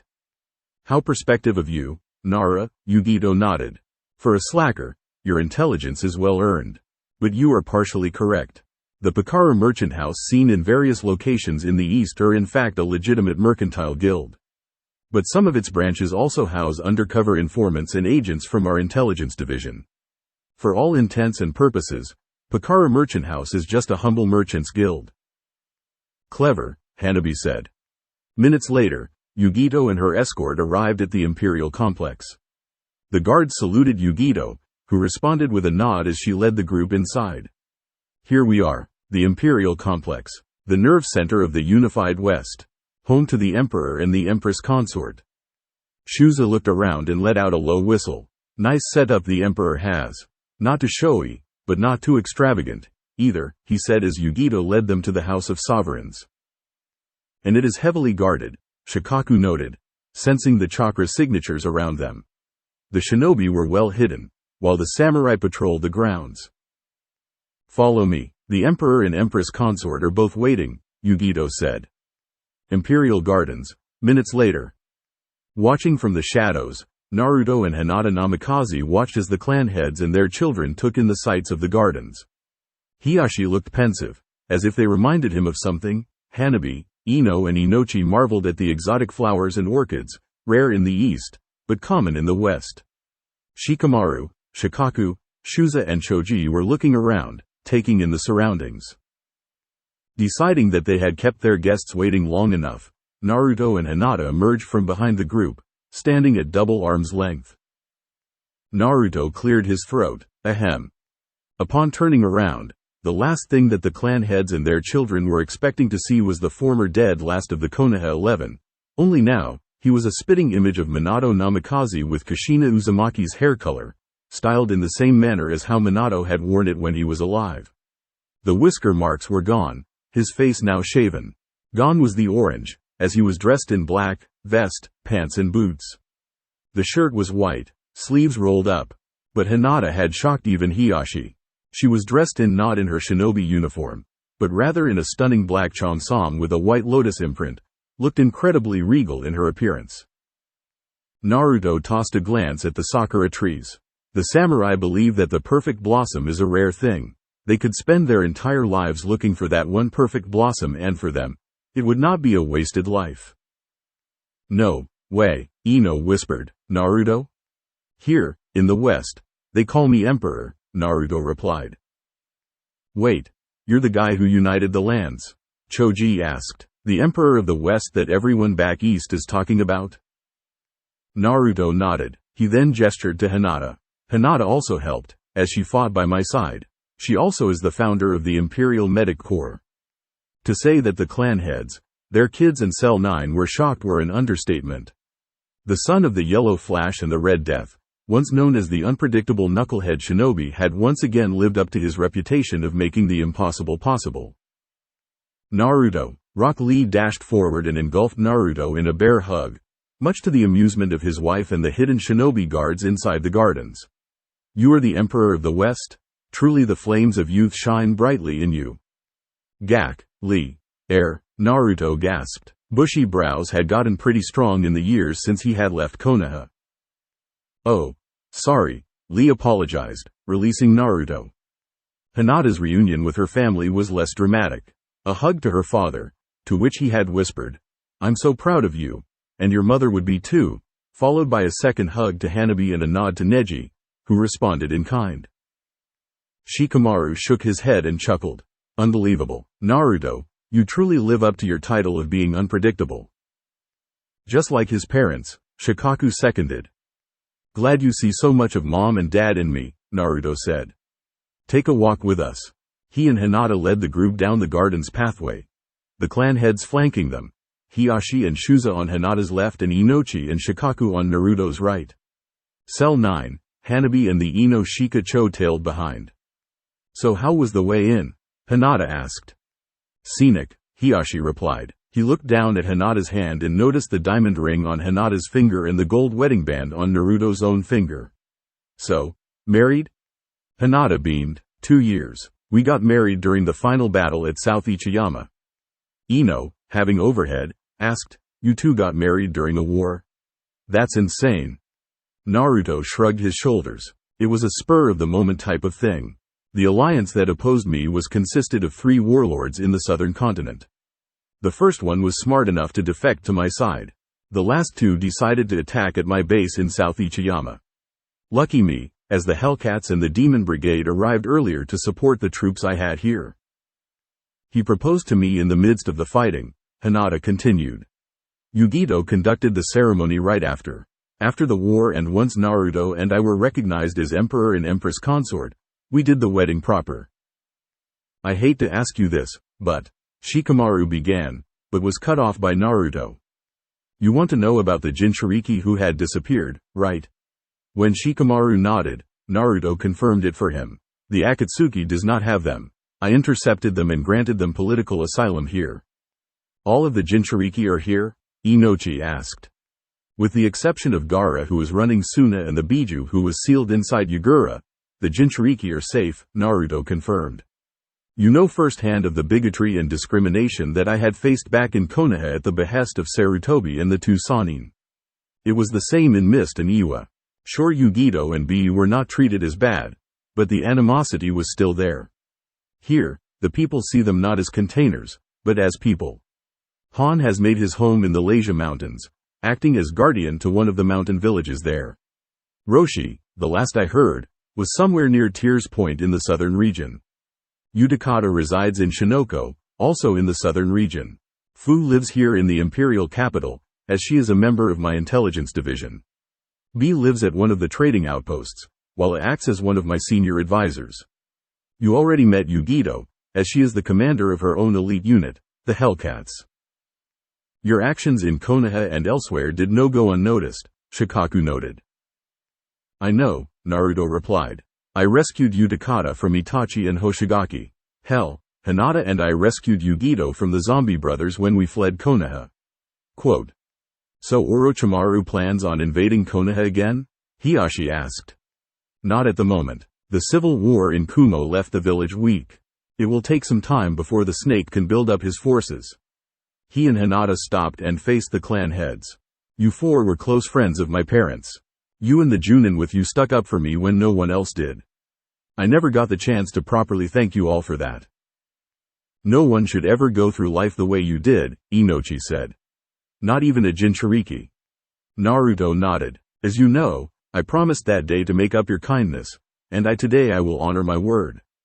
Your families will be granted both citizenship and clan status, effective immediately. The Junin that came along with you will also be granted citizenship in the United West and will retain it provided that they serve the Unified West as they once served the Leaf. He turned to Hiashi. Lord Hyuga, there is one small matter that must be dealt with. Hiashi could only guess. The caged bird seal. The Emperor nodded. Thanks to Hinata, I found out how to destroy the seal. This is my only condition. If you have any problems with the clan council. The council and their supporters are dead, Lord Emperor, Hanabi interrupted. Naruto and Hinata exchanged glances before turning back to the heiress. Explain, Hinata ordered. There was a civil war between those who supported a marriage between myself and the Uchiha under the CRA, which consisted of about half of the main branch, and my father and myself, along with the more moderate members of the main branch, and all of the cadet branch, Hanabi continued. We lost half our numbers. Tsunade tried to interfere, but father said that it was a clan matter, and outside of her jurisdiction. Bet the old hag did not take that very well, did she? Naruto asked. Knowing her, she would have tried to force Hanabi to marry Sasuke in order to spare father's life, Hinata added. Probably wouldn't have done the same with Ino. Inochi blanched. You sure that was what Tsunade would have done? More than likely, Naruto replied. Your families and the others have been sent to North Kimen. Hinata and I will hold a quick meeting with the others there once you're settled in. Quote. Wait, Lord Emperor, Ino cut in. There's something else. No need for formalities, Ino, Naruto replied smiling broadly. We are still friends. You and the others can address me by my name while in private. Out in public, just call me Chief. It's an old nickname that stuck with me since my days as a warlord. Ino nodded. Sasuke has the Maginkyu Sharingan. Naruto slowly nodded. I know. I saw it when I fought him, Hitaki and Yamato. I'm willing to bet that Danzo and those two old freaks that were Sarutobi's teammates had a hand in it, right? Shikamaru nodded. Troublesome indeed, Naruto. Danzo and those two advisors on the council had set up one of the genin to be a student to the Uchiha. The boy, a fresh-faced academy graduate, looked up to the Uchiha in the same way that the Konohamaru Corps once looked up to you. Naruto nodded. It was a shame that Sarutobi had tried to use his own grandson and his two friends as a connection for Naruto to remain loyal to Konoha. When the banishment orders came down, Konohamaru, Moegi and Udon had showed their true colors, denouncing him as a murderer, claiming that he was the one who had killed Bawako Sarutobi, his grandmother and Hiruzen's wife. In the first year of Naruto's reign, the Konohamaru Corps, having recently made Chunin, had been killed, slaughtered at the hands of Akatsuki members Hidan and Kakuzu, Konohamaru being on the receiving end of the Jashin ritual and curse jutsu. Sasuke befriended the boy, Choji continued, and took him under his wing. They became fast friends. When the boy made Chunin, Sasuke betrayed him by shoving a Chidori into his chest. We know because, aside from Hanabi and the three of us, about 7 Junin and Enko saw Sasuke commit murder. Let me guess, Naruto surmised. You four, the Snake Lady and the Junin notified the council, but Danzo and those two bastards swept it under the rug somehow. Sasuke got off scot-free, and with the Maginkyu. You even appealed to Tsunade herself, And she did nothing. Am I right so far? The trio and Hanabi nodded. You told your parents, and they believe you, Naruto continued. The Junin who had accompanied you here are not as gaga over the Uchiha, correct? Again, the trio and Hanabi nodded. And when Hiyashi and the first generation Ino Shikacho tried to complain to Tsunade, she told them to basically fuck off.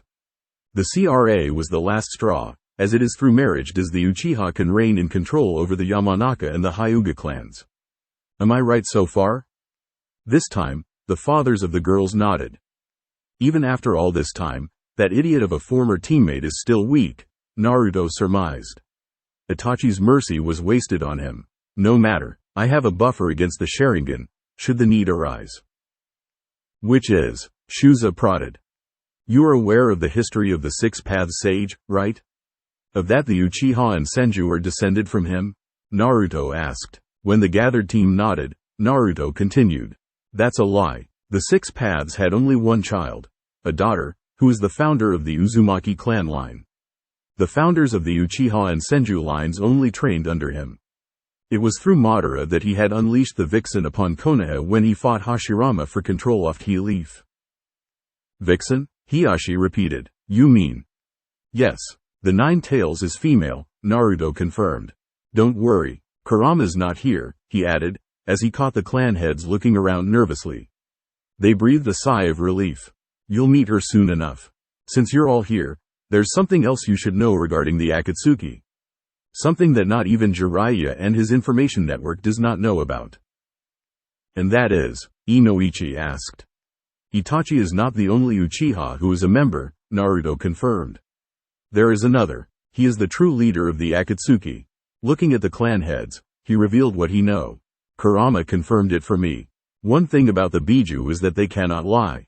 The leader of the Akatsuki is a former teammate of my idiot sensei, and the one most directly responsible as to how my life in Konoha had turned out. His name is Obito Uchiha. It was obvious that the clan heads recognized the name. Obito? Shuza parroted. He was on your father's team with Hitaki. It was said that he had died in the last Shinobi War. Apparently, the reports of his death were false. He goes by the name Tobi. And it was Obito who had unleashed Kurama onto Konoha and cased me to lose my parents, Naruto finished. So now, this is personal. Obito will die and the Akatsuki will fall. And what about Sasuke? Hiyashi asked. He shoved a Chidori into my chest. Naruto deadpanned. There is no hope or redemption for him. If he decides to become a threat, then I will have no problem in eliminating him as well. First things first, though. Neji Hyuga, come forward and remove your headband. Curious, Neji maneuvered his way around the others and stood before Naruto, the headband removed to reveal the caged bird seal in all its hideous glory.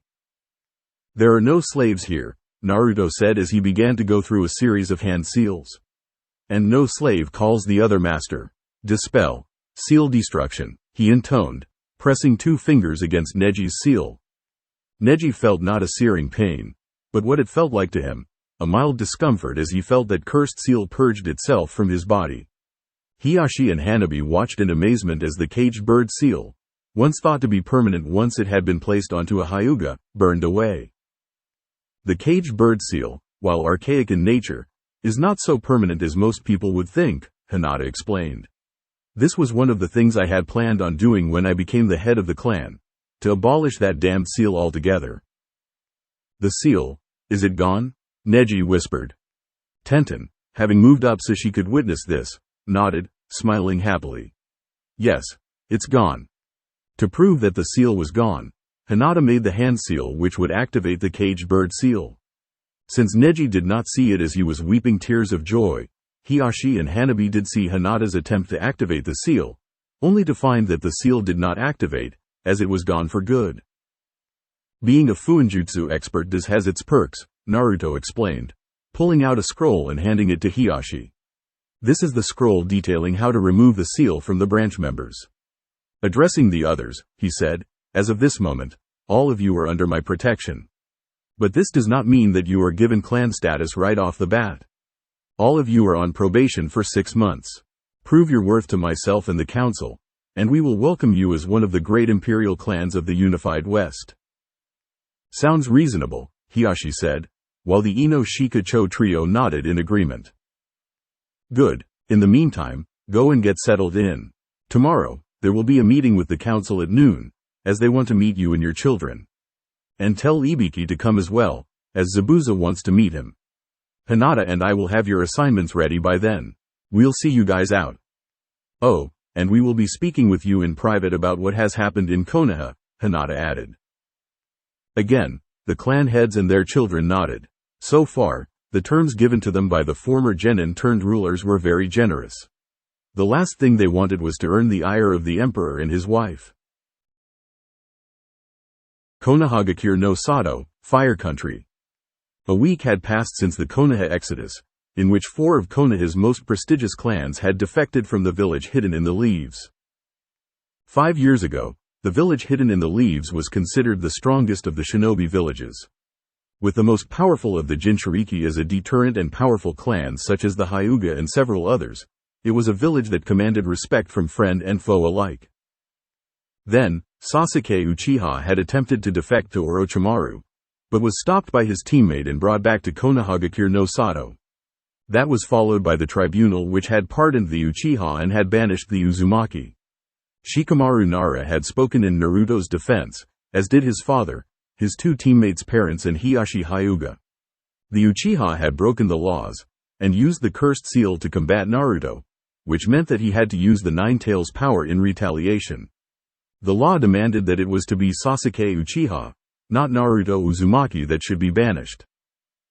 Surprisingly enough, Enko Mitarashi, Ino Yamanaka, Choji Akamichi, Hinata Hyuga and Cell Guy spoke in Naruto's defense. But they were ignored, and Naruto was banished. When those supporting Naruto protested, Tsunade and the council threatened to strip the 4 clans of clan status, to which the Hyuga and the Ino Shika-cho responded in kind by threatening to leave Konoha, crippling it even more, should they try. Tsunade and the council had no other choice but to back down. After both the Uzumaki and the former Hyuga heiress had fled Konoha, it had become known about the events following the Uchiha retrieval mission. In the months following that incident, things had went downhill from there. Suna was the first to pull out of the alliance it had made with Konoha and Fire Country. Gaara had heard from Temari about how the Ino Shika-cho and Cell Guy had spoken in Naruto's defense and approved of their actions. If they decide to leave Konoha and settle in Suna, then they would be most welcome. Wave Country soon followed, terminating its trade agreements with Konoha and Fire Country. Second, a scroll came from Spring Daimyo Koyuki Kazuhana. Not only was Spring Country was terminating its trade agreements with Konoha, but given both Hitaki and Jiraiya's intimate betrayal of Naruto, she was also pulling out of the Icha Icha movie. She also threatened both Jiraiya and Cell 7 with death should they step foot in Spring Country ever again. As Jiraiya would later find out, the Spring Daimyo would later star in a series of movies based off of Murasaki Shibiku's novels once the empire had been established. As a bonus for Spring, she had left the empire with a trading alliance for her homeland. The same thing happened with the other countries where Naruto had made an impression. Treaties and alliances were pulled out, once they found out not only the circumstances of the banishment orders, but also the relationship between Naruto and the 2 Sannin. A betrayal orchestrated by his godparents. A betrayal by family. In the end, Konohagakure was known as a village who banishes their heroes and rewards traitors. The Fire Lord, as well as the village itself and the 2 Sannin, would be synonymous with the word hypocrite, while Kakashi Hitaki, the majority of the clans who supported the banishment order, and Sasuke Uchiha himself would be synonymous with the word traitor. Even Iwa, who hated Konoha with a passion, was shocked as to how the son of their most hated enemy was treated. Despite the stone's long-standing policy on Jinchuriki, they would have thought that the son of the Yondaime would be better treated. 2 years passed, and despite Tsunade sending out shinobi and Anbu to search for Naruto and Hinata, nothing was heard from them. Then came the rumors from the west, a place which was war-torn since the era of the 6 paths that not even the Akatsuki would dare to travel there. The wars which had plagued the west were now over, and the lands were brought under the rule of a single ruler and his wife, the emperor and empress consort. Then, merchant houses began to appear in Spring Country, Wave Country and Wind Country and several minor countries. From what Asuma had found out from several traveling merchants while attending the Chunin exams with his nephew's team while in Suna, the mercantile guild was known as the Pakara Merchant House, and it had originated from the West, now known as the Unified Western Empire. Its rulers was the emperor and his wife, the empress consort. From what I found out, the emperor is just a kid, Asuma had said. He was only 14 when he killed one of the more powerful warlords and united the western lands under his rule 2 years later. His wife, the empress consort, is a medic nin and oversees the imperial medic program. The Pakara merchants spoke highly of him. He is loved by the people and respected by shinobi and samurai alike. Out of everyone in the West, he is clearly the strongest. Sasuke Uchiha wasn't impressed. Then, 1 year after Asuma had given his report, Jiraiya reported that the Jinchuriki were disappearing. Yugito Ni was the first, but she had vanished around the same time Naruto had been banished. Then came the reports that Iwa had lost their Jinchuriki, and not long after that, A and B were overthrown by Pro-Auto forces and they too disappeared.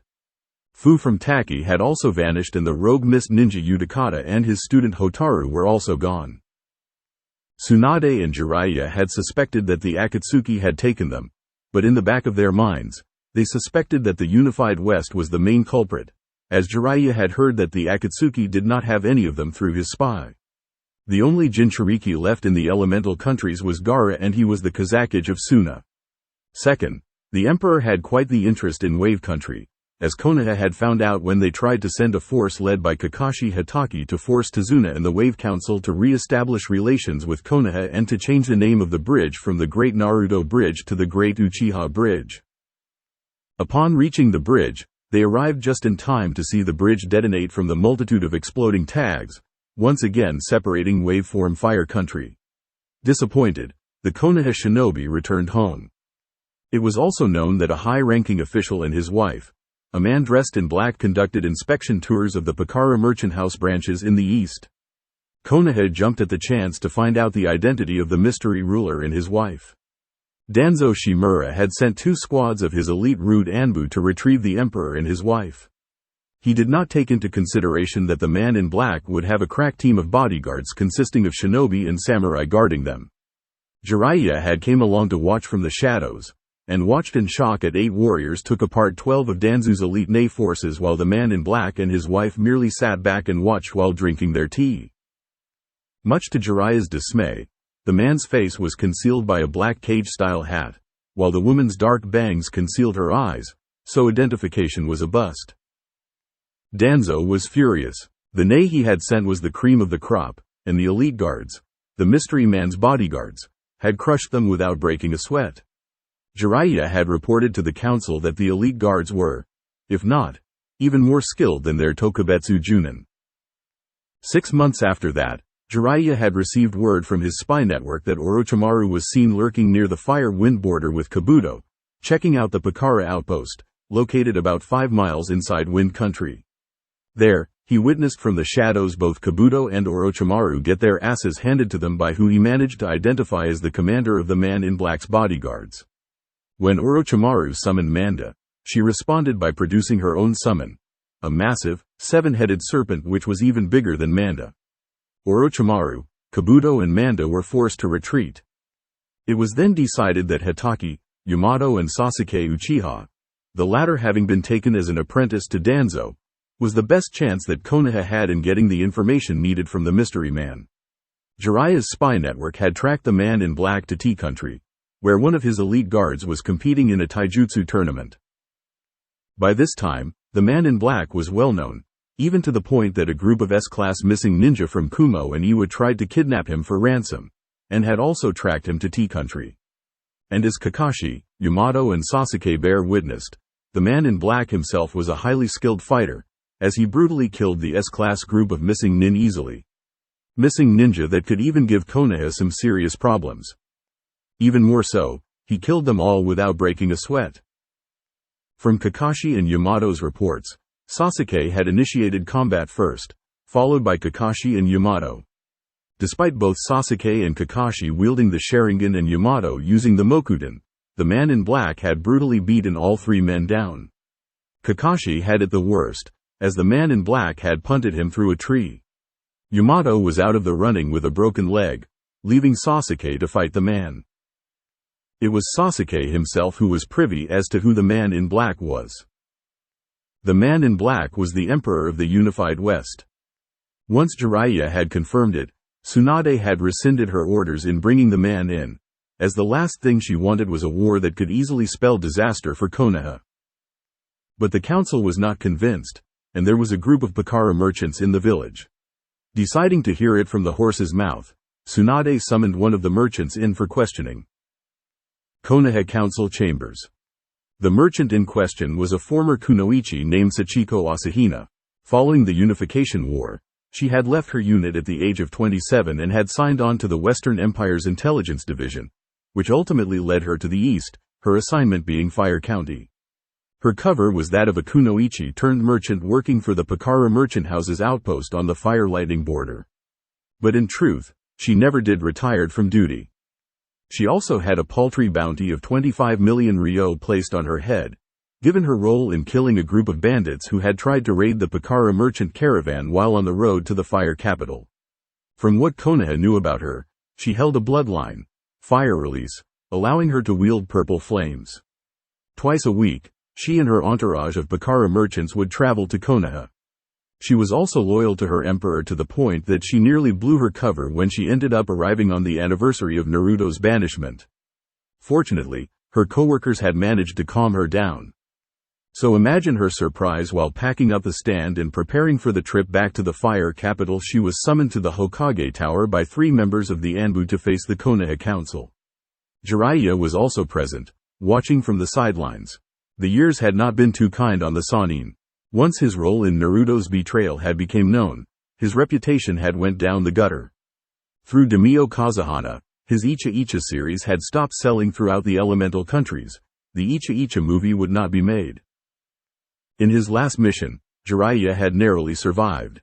While investigating the Akatsuki, Jiraiya was ambushed near a megacure by Konan and the 6 Paths of Pain.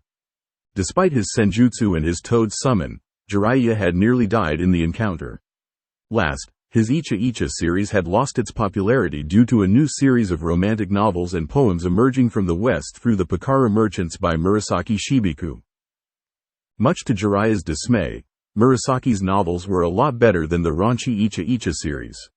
So much so that Koyuki Kazuhana had signed on to do the movies.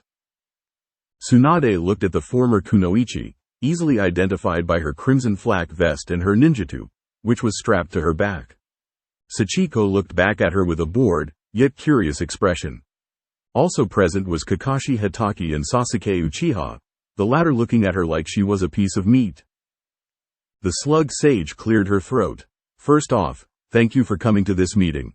You are not in trouble of any kind. We just have some questions we would like to ask of you. Sachiko shrugged her shoulders. Shoot. First off, what's your name? Tsunade asked. Sachiko Asahina, former captain of the Imperial Defense Forces, 3rd Battalion, 7th Division, 1st Squad. Now, I'm a merchant with the Pakara Merchant House, Sachiko replied. A merchant, yet you are armed and wear the flak vest of a ninja, Kaharu pointed out. I wear this as a badge of honor, to remind myself that even though I am a merchant, I will always be a ninja, Sachiko replied. The katana is for self-defense. The shinobi could respect that, Danzo included. An Anbu handed her the picture of the disguised Naruto in his man in black outfit and the disguised Hinata in her Chonsam dress, a rose in her hair, but her face was away from the picture, so identification was impossible. Can you identify the couple in the picture? Tsunade asked. Of course, Sachiko replied. That's the Emperor of the West. The woman is his wife, the Empress consort. Whispers and murmurs were heard throughout the council chambers. Do they have names? Danzo asked. They do, but I am under orders not to say it. To ensure this, there is a seal on my tongue which keeps me from speaking their names. The emperor and his wife has many enemies, and there are those in the east who wish to make a name for themselves by eliminating his imperial majesty and take his throne. His clan is virtually the richest out of all of the clans in the west. That was understandable to the gathered shinobi. That's not good enough, Asuna Haruno snapped. Tell us their names. Sachiko turned to the civilian council member. You don't like that? Tough shit. I answer to the emperor and the empress consort, not you. How dare you? Asuna shouted, rising to her feet. You will tell us their names right now, or else we will have you arrested. Haruno. Sit down, Tsunade ordered. Leave it to the hot-headed Haruno to antagonize their guest. But, Asuna sputtered. Shut up and sit down. The Godem bellowed. The sheer will alone made Asuna collapse into her seat. Once Asuna was properly humbled, Tsunade turned back to Sachiko. I apologize for Representative Haruno's behavior. Apology accepted, Lady Hokage, Sachiko replied. I take it you want to know more about the boss? The boss? Tsunade repeated. It's a nickname we have for the emperor, Sachiko explained. It goes back during the days of the Unification War. To answer your question, yes, Tsunade replied. We would like to know more. He's tall, 6 feet even, reddish blonde hair, blue eyes. But when he uses his bloodline, they turn to purple with a ripple-like pattern. Likes to wear black, which earned him the nickname, the Man in Black. I fought alongside him and his wife in the Unification War, back when he was a teenager. You mean, Sume began. Sachiko nodded. He unified the lands and became emperor when he was 16 years old. That was 2 years ago. Quite an amazing feat for a kid. Both he and the lady married during the final battle at South Ichiyama. Sasuke snorted. Had I been in command of the imperial forces, I would have ended the conflict much sooner, as I am an elite. Sachiko turned to the Uchiha with an innocent smile. I seriously doubt that. Word has spread that you and 2 other Junin-level shinobi had been defeated at the boss's hands. This after he had killed a group of S-class shinobi. So much for being an elite. What can you tell us about his wife? Shibi Aburame asked, quickly diffusing the situation while Kakashi ordered Sasuke to sit down. His wife is no slouch.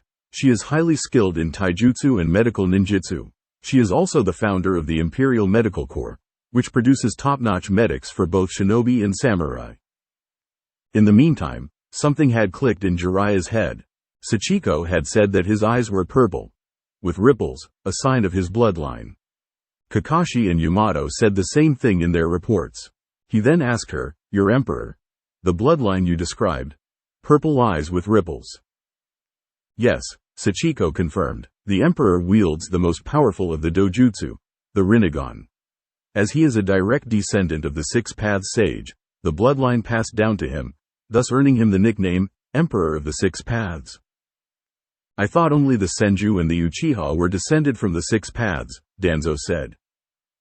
The Six Paths adopted the ancestors who would become the Uchiha and Senju clan founders, Sachiko calmly explained.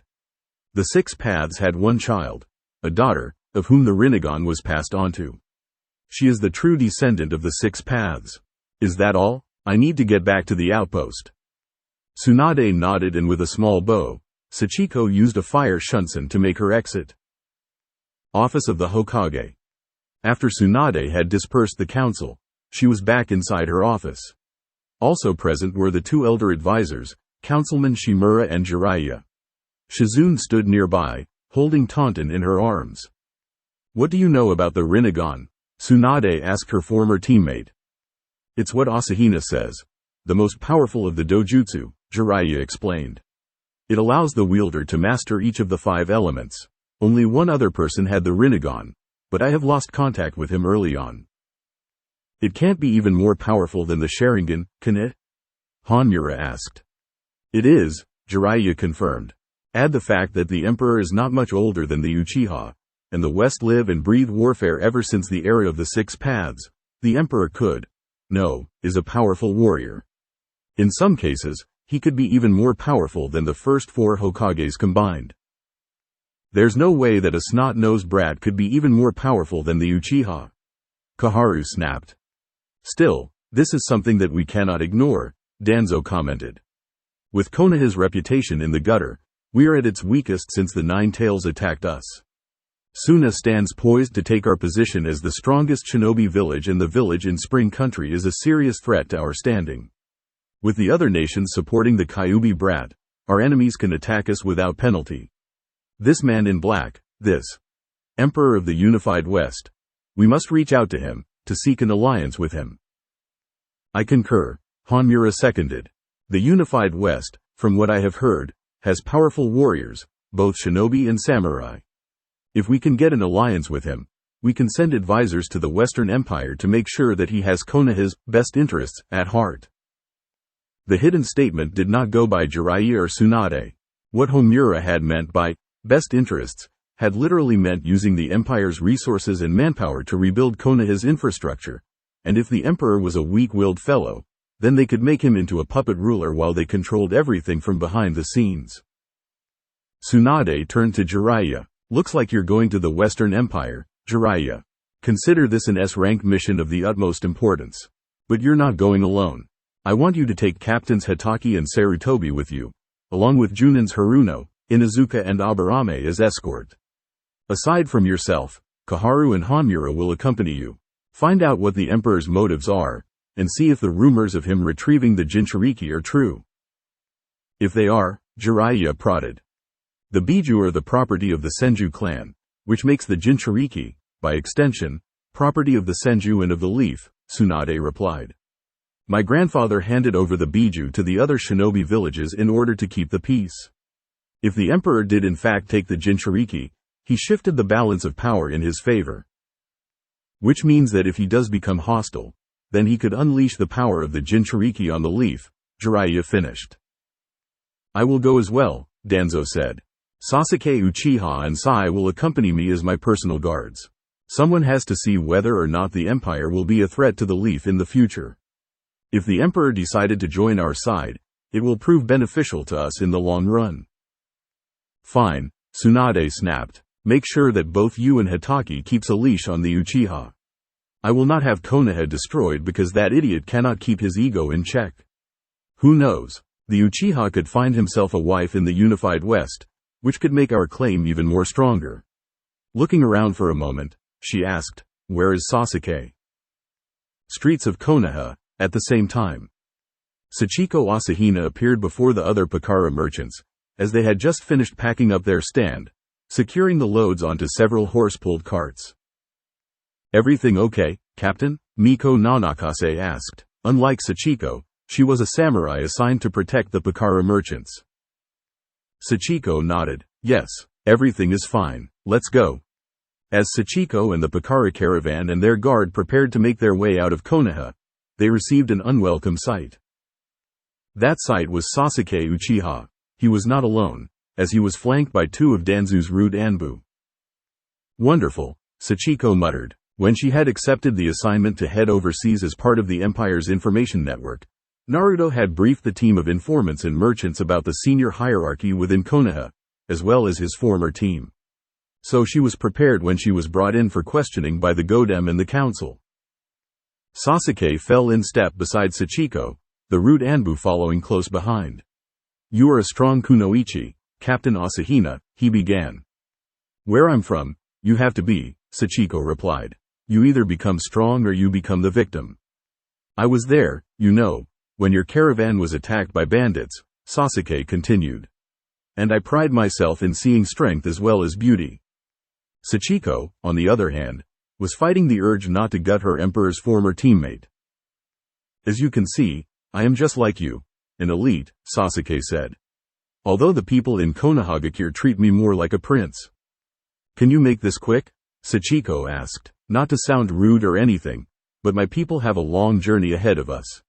We need to get back to the outpost. Very well, Sasuke replied. Captain Asahina, I am proposing that we unite our clans in marriage. Sachiko stopped and turned to the Uchiha. I am honored that you would ask me to marry you. She replied, but I must decline, as I am already married. That shot Sasuke down. Pity. What does your husband have that I don't? I am an Uchiha, an elite among elite. No matter, when you want a true shinobi for a husband, I will be waiting, Captain Asahina. I wouldn't hold my breath. You bastard. Sachiko thought darkly as she and her caravan exited the village. The next day, inside the House of Sovereigns. Hiyashi Hyuga, Hanabi Hyuga, Inoichi Yamanaka, Ino Yamanaka, Shikaku Nara, Shikamaru Nara, Shuza Akamichi, Choji Akamichi, Enko Mitarashi, and Ibiki Morino stood before the Imperial Council. Naruto and Hinata Namikaze sat at their usual heads at the table, along with Takuma Uzumaki, and Kurama. Naruto had revealed Kurama as the Nine Tails in human form, and had explained the circumstances in regards to the attack on Konoha. The clan heads and their heirs had taken the news quite well. That and the empire was also home to half-demons and Hanyu, all who had sworn loyalty to the emperor and empress consort. Zabuza Momichi was also present, the mist swordsman turned demon brigade general wishing to meet the legendary Ibiki. Naruto and Hinata were all business, not letting their personal relationships with the Konoha refugees get in the way as the council introduced themselves to the former clan heads and their children. Now, I've been looking over your files along with my wife and my advisors, Naruto began, and we have come up with your assignments. First off, in order to do your job, you are all hereby promoted to Junin. An aide appeared before the refugees, holding several hite atesh on a small tray. Hiyashi, Hanabi, Ibiki and both generations of the Ino Shika Cho each retrieved a hite 8. Once the aide was gone, Naruto continued with the meeting. Ibiki Morino, you, Enko Mitarashi and Inoichi Yamanaka are assigned to the interrogation division. At that moment, Zabuza stepped forward. This is General Zabuza Momichi, commander of the Demon Brigade, and head of the interrogation division. Inoichi recognized the name. You're the Demon of the Mist. That I am, Zabuza replied. But I prefer the Demon of Kimen. The chief has spoken highly of you, Yamanaka. Turning to Ibiki, he said, Morino. So we finally meet in the flesh. I've heard of you as well, Momichi, Ibiki replied. I just wanted to say that I am a big fan of your work, and I can't wait to see you in action, Zabuza said. Here, we are in the business of interrogation and torture, and let me tell you that here, business is good. Hinata nudged her husband. You think that Zabuza enjoys his job a bit too much? She whispered. Can't deny the results, Naruto whispered back. Clearing his throat, Naruto continued the meeting. Shikamaru Nara. You noticed the Suna consulate in the city, right? Yeah, I did, Chief, the slacker replied. Your assignment is that you are my liaison to the Suna consulate, Naruto said. Tamari is the Suna representative here. Shikamaru muttered, troublesome, under his breath, but accepted the assignment. Shikaku Nara, as you were the Junin commander, you are assigned to the Ministry of Shinobi Affairs under Okajima, Naruto said.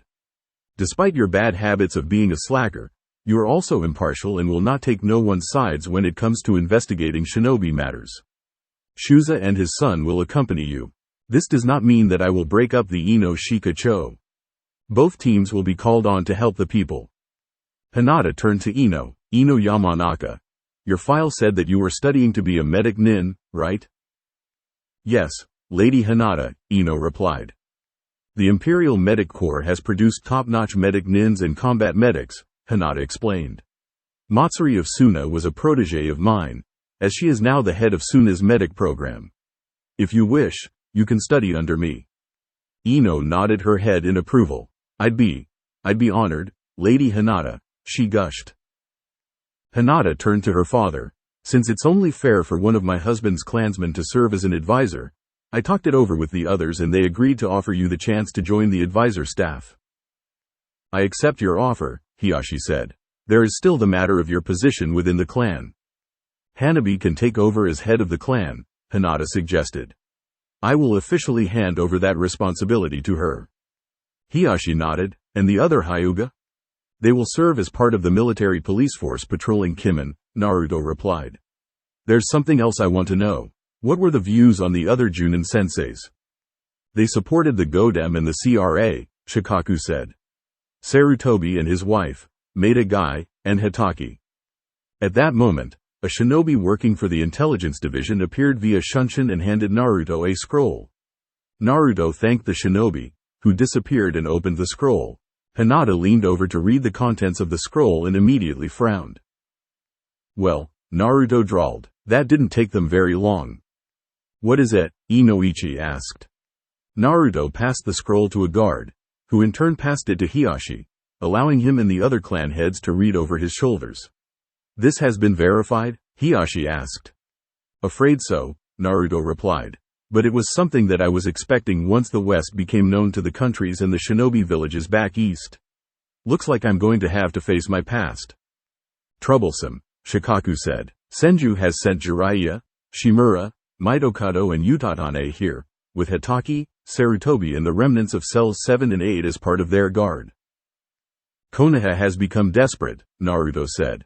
With my banishment, they had become a virtual pariah state along with all of Fire Country. Now, with 4 of their clans here, along with some of their most experienced Junin, Konoha, in the eyes of the other major villages, will no longer be seen as one of the strongest. Suna will more than likely take Konoha's spot as the strongest village. There's still the matter of the envoy, Senshi continued, interlacing his fingers.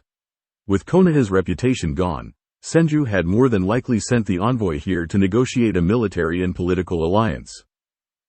Second, Katsumoto added, since the imperial nation is still young as is our rulers, Konoha would only leech off of us, use our resources to further their agenda. In most cases, they would transform our emperor into a puppet ruler. And Danzo? Shikaku asked. It takes a warhawk to know a warhawk, the elder samurai continued. Shimura wants to investigate our military capabilities, to gauge our strength. Despite their political savvy, we have the muscle. But most important, to see whether or not we are a threat. In the event that he sees us as such, more than likely, he would, shall we say, cut the head off the snake. Are you sure about that? Hiashi asked. If I was Shimura, I would, Senshi replied. What's the exact time of arrival? They will arrive on Thursday night, Naruto replied.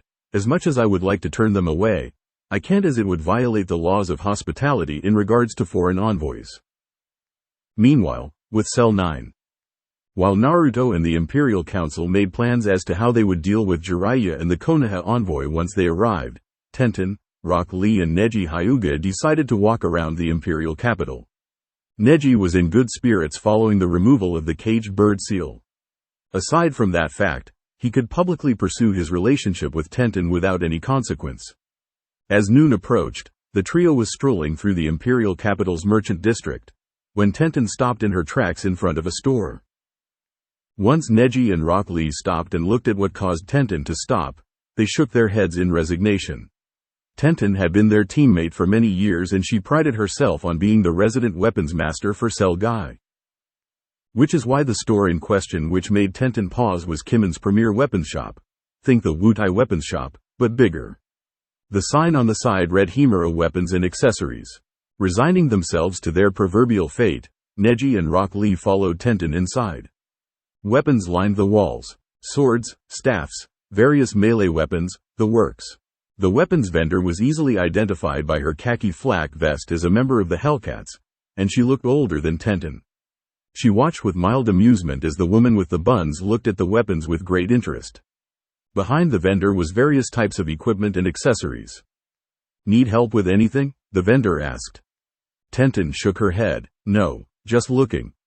I can see you have an eye for weapons, the vendor said. You have no idea, Neji said, ignoring the nasty look his girlfriend was giving him. You won't find no better weapons here in the West, or in the East, for that matter, the vendor said. That comment got the trio's attention. How did you? Rock Lee began. It's quite the hot topic here among the people here. That and it's pretty obvious that you three are not originally from here. I'm sorry, where are my manners? I'm Miko Himura, this is my family's weapons shop. I used to own a weapons shop back in Konoha, Tenten replied. But I ended up having to sell it when I left Konoha during the Exodus. She picked up a knife and inspected it. To Tenten, it was unique, as the blade was about 24 inches long, the cutting edge of the blade being inwardly curved in shape. That's a favorite weapon in the Lodja Mountains north of here, Miko explained. The Empress wields a pair. It's called a kukri knife. It's beautiful, Tenten said. The metal used in our weapons comes from the Lodja Mountains, Miko explained. The iron in the mountains is very strong. Aside from selling weapons, we also do custom orders, as our clan are also the best swordsmiths and metalworkers in the West. We carry katanas, ninjatus, tantos, Dao broadswords, just damn near anything your heart desires. We also sell accessories such as storage scrolls, weights, even medical kits. So what are you, shinobi or samurai? Neji asked. Samurai, Miko replied. Recently promoted to the rank of Seisebushi, which is the samurai equivalent of Junin. So you came from Konoha, which meant you knew the chief and his wife when they were growing up, right? When the trio nodded, Miko asked, so what were they like? He wore orange, Tenten deadpanned. A color which all but screamed, kill me. That, and he was known as the unpredictable, knuckle-headed ninja of Konoha. His wife is my cousin. She had a crush on him when we were in the academy. Our relationship was, for lack of a better term, strained, Neji said, remembering the Chunin exams in which he had nearly killed Hinata out of spite, followed by Naruto beating him inside the Konoha stadium. Fortunately, she's not the type to hold grudges. Tenten eyed the flak vest. I've seen that same type of vest on several of the kunoichi and samurai. This identifies me as a member of the Hellcats, Miko said, noticing Yugito enter the store, while the trio of shinobi did not. The Hellcats? Tenten parroted. What's that? The Hellcat unit is an all-female unit consisting of kunoichi and onna bugeisha under my command, Yugito explained, enjoying the fact that she had gotten the jump on the 3 former Konoha shinobi. We're the best at what we do and I won't work with anyone who is up to snuff. You have a weapons specialist? Tenten asked. Yeah, her, Yugito replied, pointing to Miko. But she is my samurai weapons specialist. Why, you wish to sign up? Tenten nodded. I'm interested in wanting to know more. Yugito looked at the younger woman, as if she was sizing her up. You show promise, and I pride myself on finding such talent. Come by the Red Lotus later on for lunch. We'll talk some more.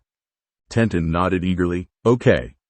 The Konoha envoy consisting of Jiraiya, the 2 elders, Asuma Sarutobi, Kakashi Hatake, Sai and the remnants of cells 7 and 9, arrived in Kimin City late Thursday night. Tsunade and the Konoha Council had made it clear, as this was an SS-class mission of the utmost importance.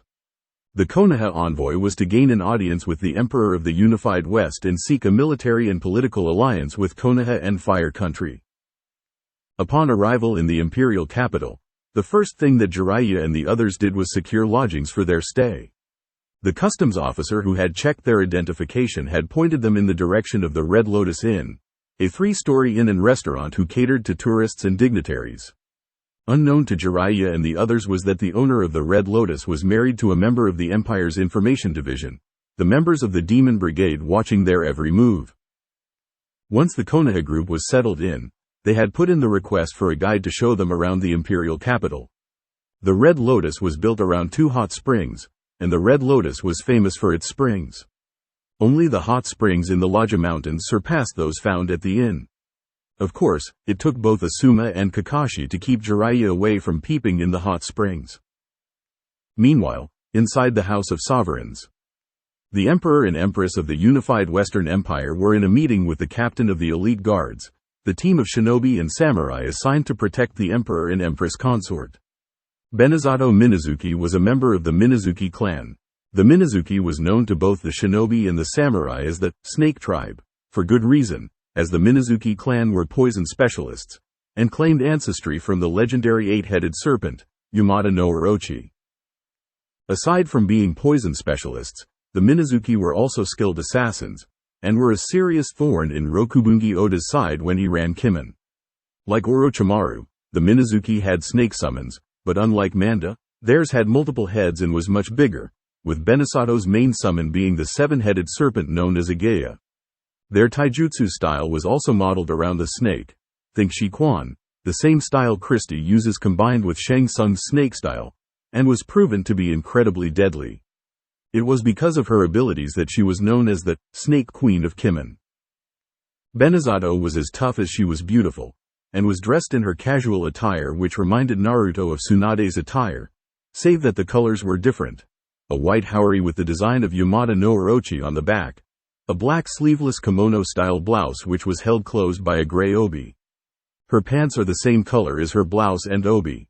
The tattoos on her shoulders and neckline were slightly visible, while her left arm had a tattoo of a snake coiled around her arm, ending at her wrist. Her hair fell down her back, ending at her waist. As Naruto and Hinata found out, Benizato herself was the diametric opposite of Orochimaru. She had the beauty and brains to match the snake Sannin, but not his ego nor his desire for immortality. Despite being roughly the age of the Sannin, she looked like she was in her mid-20s. She did not use an immortality jutsu like Orochimaru or a genjutsu like Tsunade, but as with the female members of the Minazuki clan, shed their skin to maintain their youthful appearance. Last, both her and the Minazuki clan were loyal to their emperor and empress. Her mother, Seiko Minazuki, was the matriarch of the clan. She was offered a place on the council, but had declined, having decided to retire from the post and naming her second child, Benisato's younger brother Benjiru, as her successor. Benjiru worked in the Shinobi Affairs Division.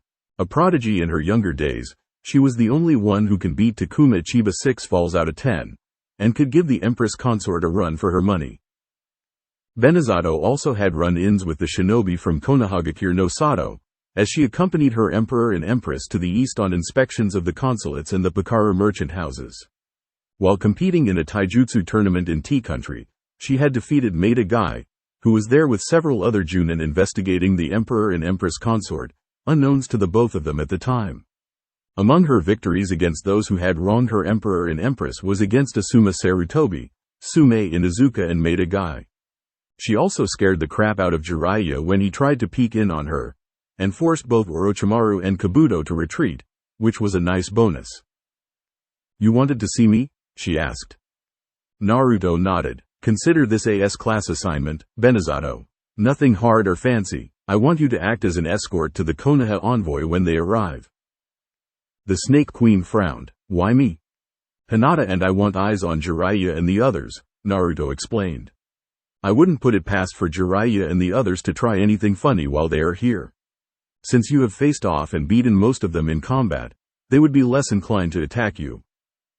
That, and Jiraiya has a dislike of snakes, as it reminds him of his former teammate," Hinata added. Benizato thought about it for a moment. Then she nodded. "Okay, Chief, Lady Hinata. I'll take the assignment. Where are they now?" "They are at the Red Lotus Inn," Hinata replied. "Try not to kill them." "Okay, I will take my leave," Benizato said as she turned on her heel and walked out of the council chambers. Red Lotus Inn, minutes later.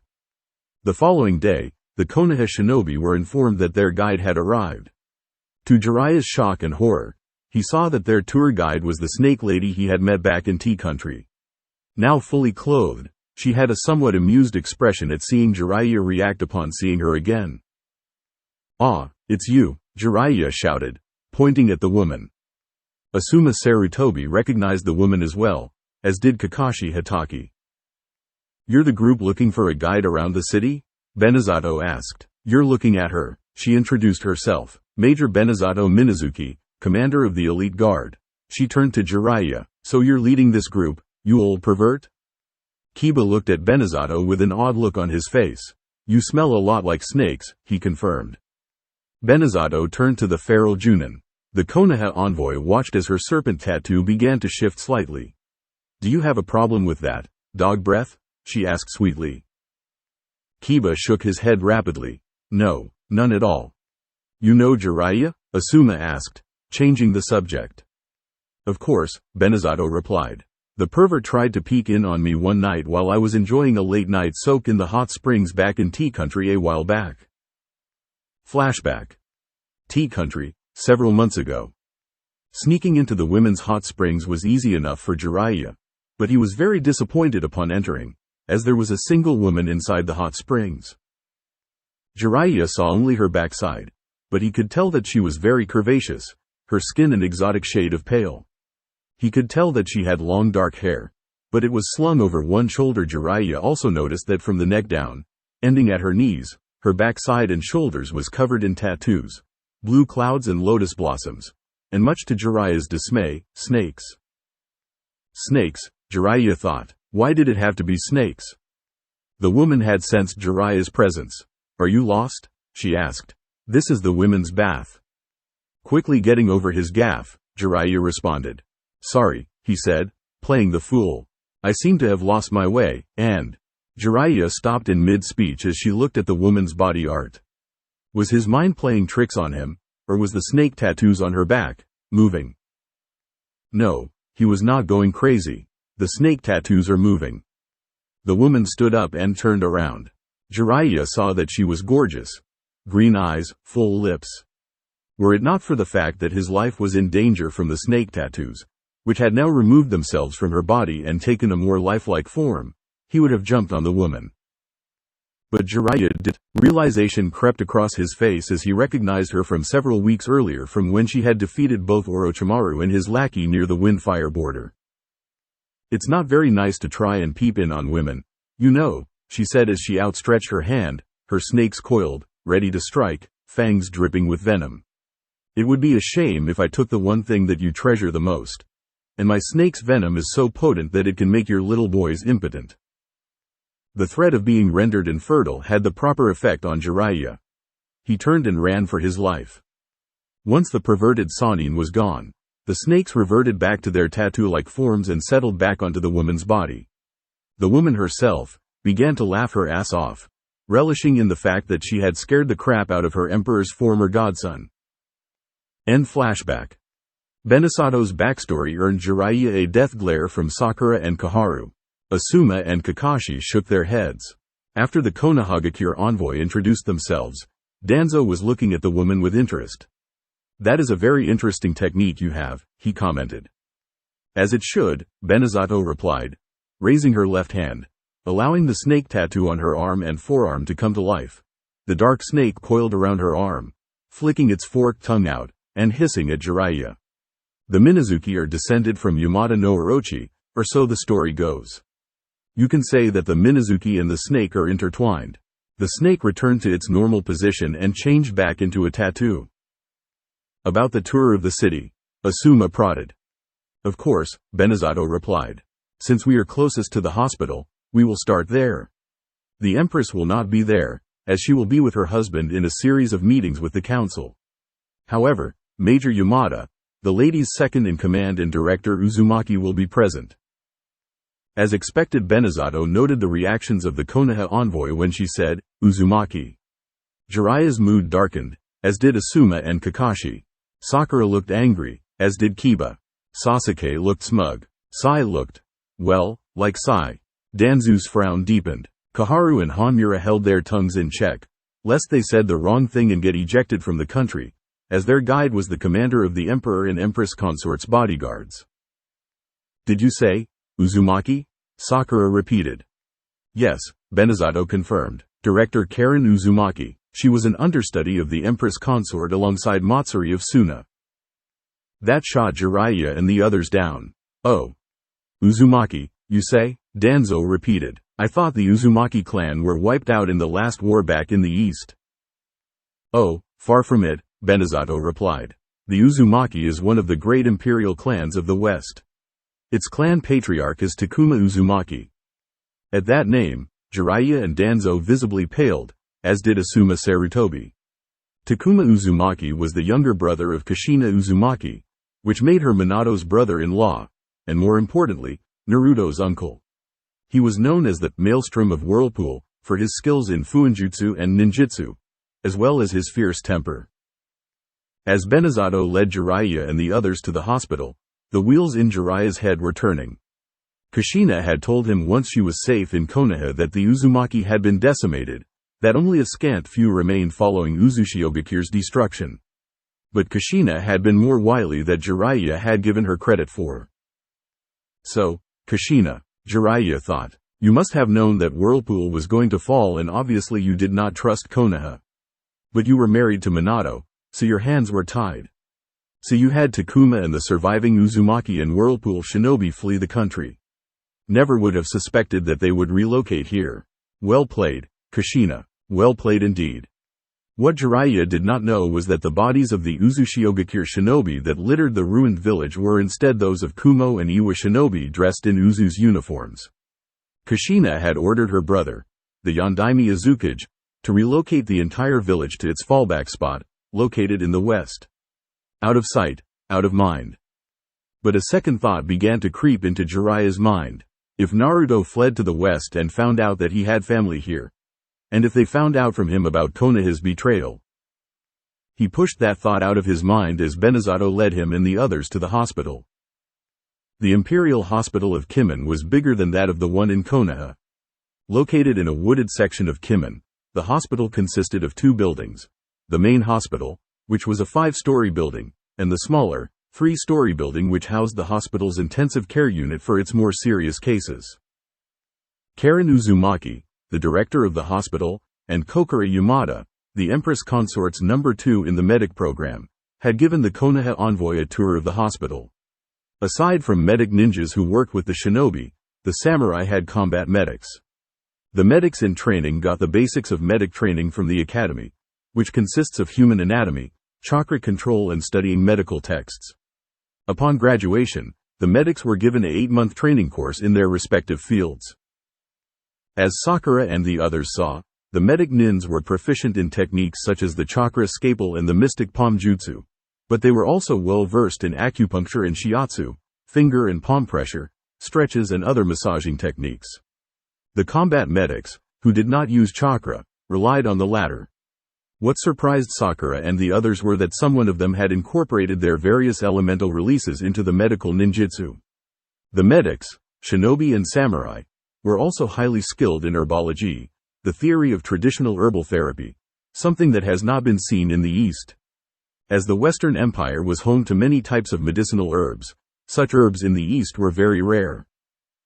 When Sakura questioned as to how effective the Imperial combat medics were, Karen and Koda had taken them to an observation room, where they watched an operation in progress. The patient was a prominent merchant working for the Pakara merchant house, who was being operated on for a ruptured appendix, while Karen explained the procedure. First, they used shiatsu to dull the pain from his appendix. Then they used it to knock him out cold. Working quickly, they opened him up, removed the ruptured appendix and stitched him closed. The merchant would be in bed for 2 weeks following the operation, but would make a full recovery. The operation took less than 30 minutes. The combat medics were professional and precise. Despite the fact that the Imperial Medic Corps was far more advanced than Konoha's own program, Sakura Haruno was highly impressed, as was Danzo and the two elders. With the tour of the hospital over, Benizato had taken back her charges. Danzo then suggested that they go and check out the school for the shinobi and samurai in training. In the unified West, the training school for the rising shinobi and samurai had no official name. It was simply known as the Academy. The largest ones were in the major cities in the West: Kimin, Kurata Port, Shinzoku, South Ichiyama and Tears Point. Located in the western part of Kimin, the academy was easily twice the size of the Shinobi Academy in Konoha, a compound unto itself, complete with dorms for orphaned children who were being trained as samurai and shinobi. When Naruto and Hinata had ascended to the position of Emperor and Empress Consort, they realized that a national system of education for the next generation of samurai and shinobi was needed. The second thing that Naruto and Hinata had done after establishing the elite guard was to organize a system of training schools for the shinobi and samurai. Unlike the Shinobi Academy in Konoha, which by their time had been watered down, and in most cases lacked the necessary funding as the civilian council had stole a sizable portion of the academy's funding, the Emperor and Empress Consort, with the full backing of the Imperial Council, made sure that the academy was a top-notch school, the faculty being only Junin and Seisebushi veterans who had fought in the Unification Wars. The academy had 2 headmasters, one samurai, the other a shinobi. The shinobi headmistress was Izumi Kato, a Junin-level shinobi, while the samurai headmaster was a Seisebushi named Ryahaku Kojima.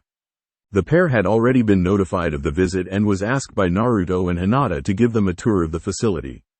The academy's students were taught not only the basics, such as geography, reading, writing, arithmetic and science, but also taught basic hand-to-hand combat for both shinobi and samurai. As Jiraiya and the 3 elders found out, not only did the shinobi and samurai in training attended the same classes, but that the samurai can also use chakra to reinforce their weapons to make them even more stronger.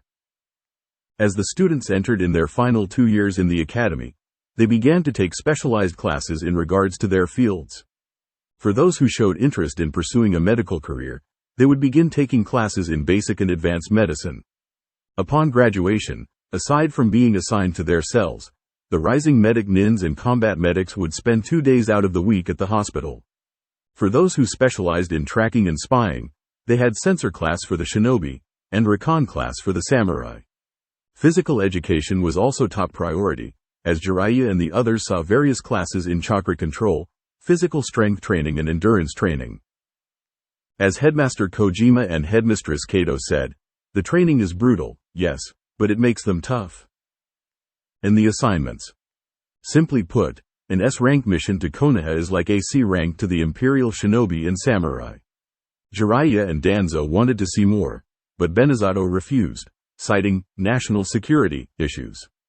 In short, the Academy's training methods were far superior to those of Konoha's own, as much as the elders and Jiraiya hated to admit, as the Empire's methods cranked out battle-worthy shinobi and samurai in half the time Konoha could. Even worse, a mid-level Imperial shinobi and samurai could easily thrash 5 of Konoha's Junin. So the young shinobi and samurai in training take classes together? Kaharu asked as they were leaving the academy.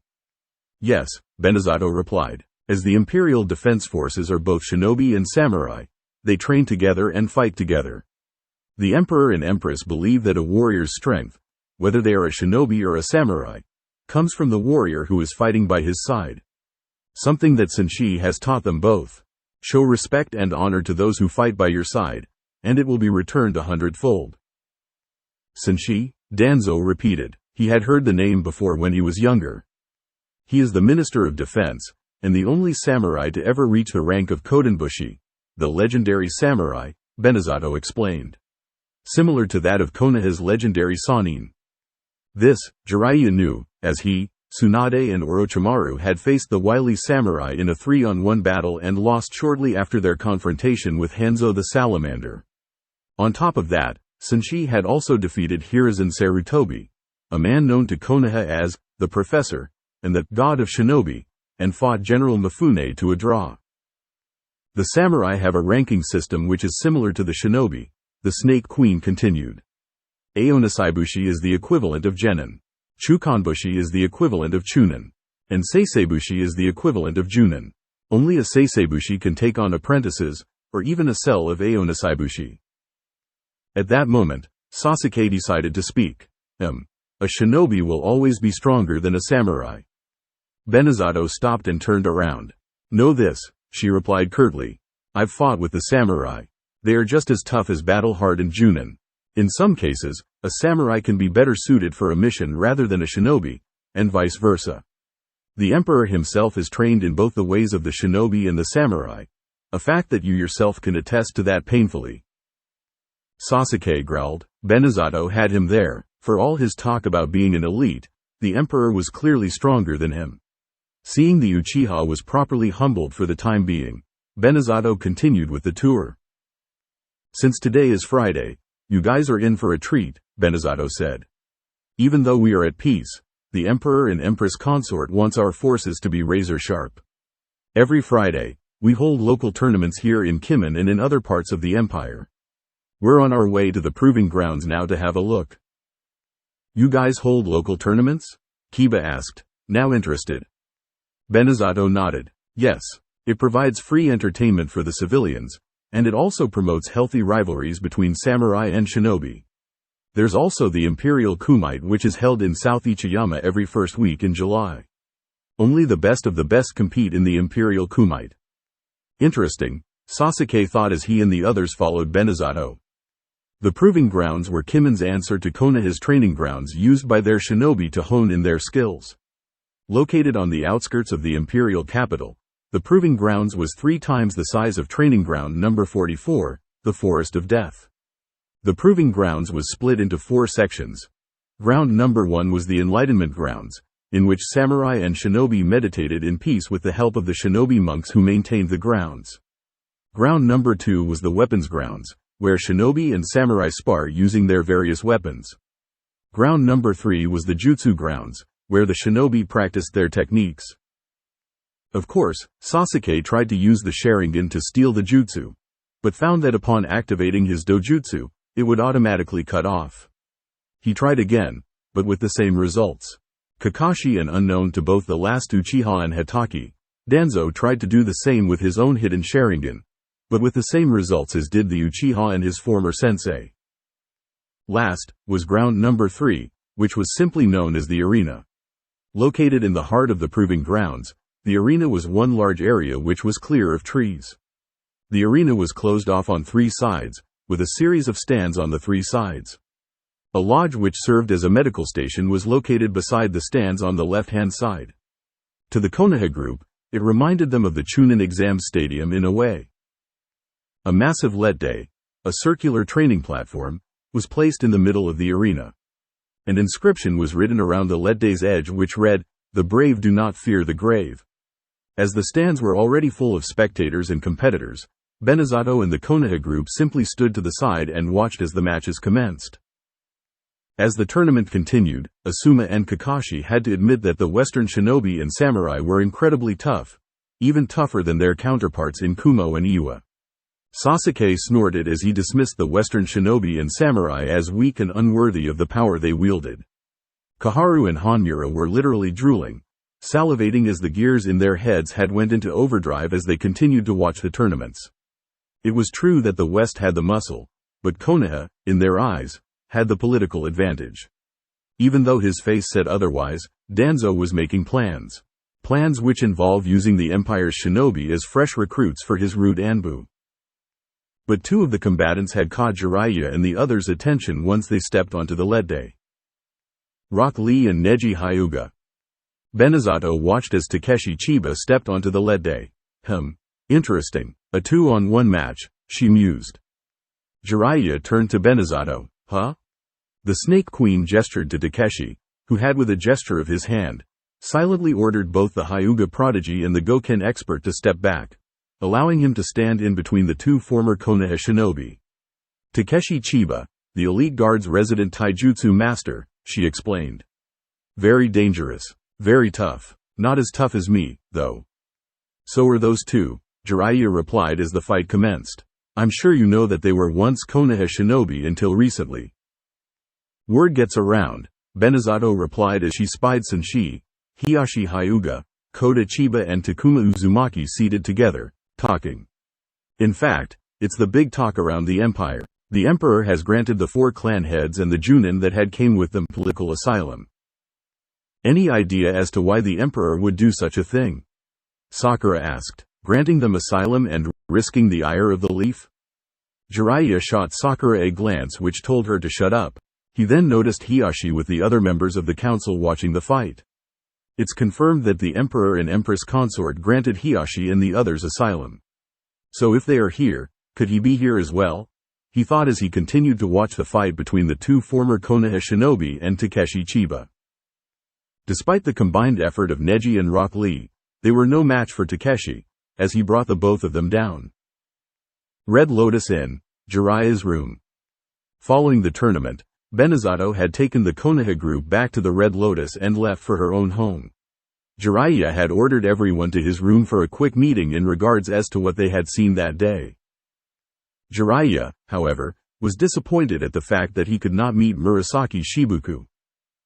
I can honestly say that I am very impressed with the Western shinobi and samurai, Asuma said, remembering the match between Guy's former pupils and Takeshi Chiba.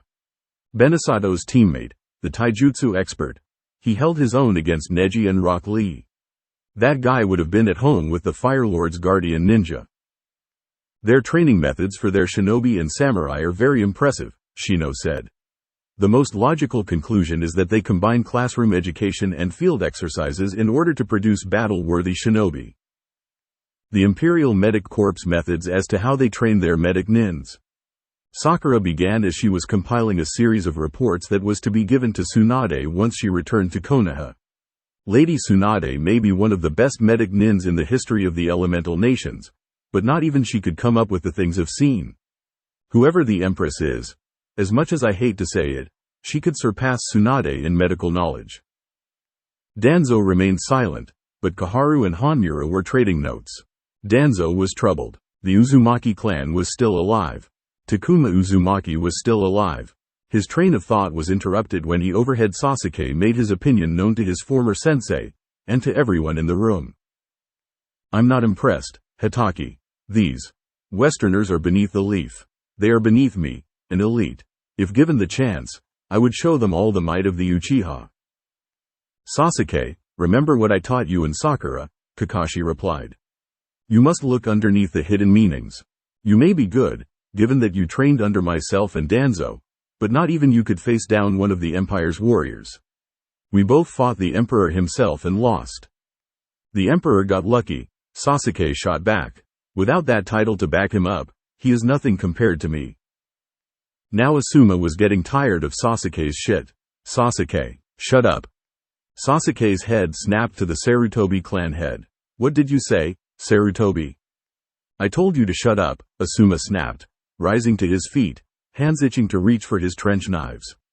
Ever since the Emperor has beaten you in combat, you could not let that go. You could not accept the fact that there is someone out there who is stronger than you.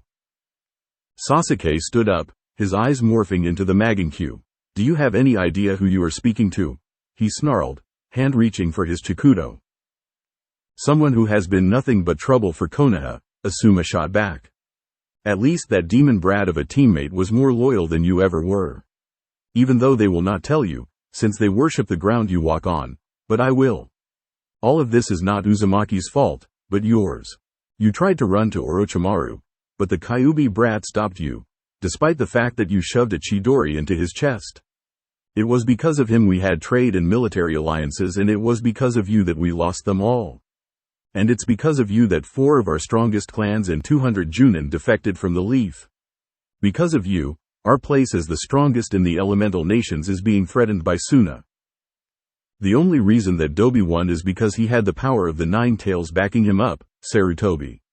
Remember that, Sasuke reminded him. That's the pot calling the kettle black, since you had the power of Orochimaru's cursed seal, and that was not even enough for you to kill him, not to mention that my father, the Sannin, and the council had purposely stunted his growth, so who is stronger? The dead last, or the elite? Before leaving the room, Asuma left with a parting shot. We should have kept the Kyuubi brat and banished you instead. He stormed out of the room, slamming the door behind him. Sasuke was seething as the Magenkyu began to spin. That little. Sasuke, stand down, Danzo ordered. Sarutobi does have a point on the matter regarding the Emperor. The Rinnegan is indeed stronger than the Sharingan, and the fact that the Emperor did not use it in the fight shows that he is indeed a powerful shinobi. This is a very dangerous game, Sasuke. Konoha's future depends on what happens tomorrow. Jiraiya stood up. I'll calm Asuma down. Everyone else go and get some sleep. We got a big day tomorrow. The following morning, Jiraiya and the Konoha group were having breakfast inside the Red Lotus restaurant. The dining area was for the most case deserted, as it was a Saturday morning. The tension between Sasuke Uchiha and Asuma Sarutobi was still thick from the previous night, which is why both men sat on opposite sides of the table. Sasuke had not remembered how Asuma had told him that his dead last of a former teammate was worth more than him, and vowed to pay the Sarutobi clan head back for that insult. Shame that his little bastard of a nephew and his cell had died, Sasuke thought darkly. I would have loved to place them under a genjutsu. The previous night, Sasuke had written off the Imperial forces as weak and unworthy to be in his presence. But it was Koharu and Hanmura who had made Sasuke think otherwise. As always, like they had done when he was a child, they stroked his ego, telling him that through this alliance, he would learn the Empire's secrets, that through the Empire, he would become even more powerful. Powerful enough to even kill Itachi and to prove to his missing teammate that he was indeed the strongest once and for all. Sasuke liked that idea. Once he killed Itachi, not only would he beat Naruto's head into powder, but he would also crush the Emperor under his might.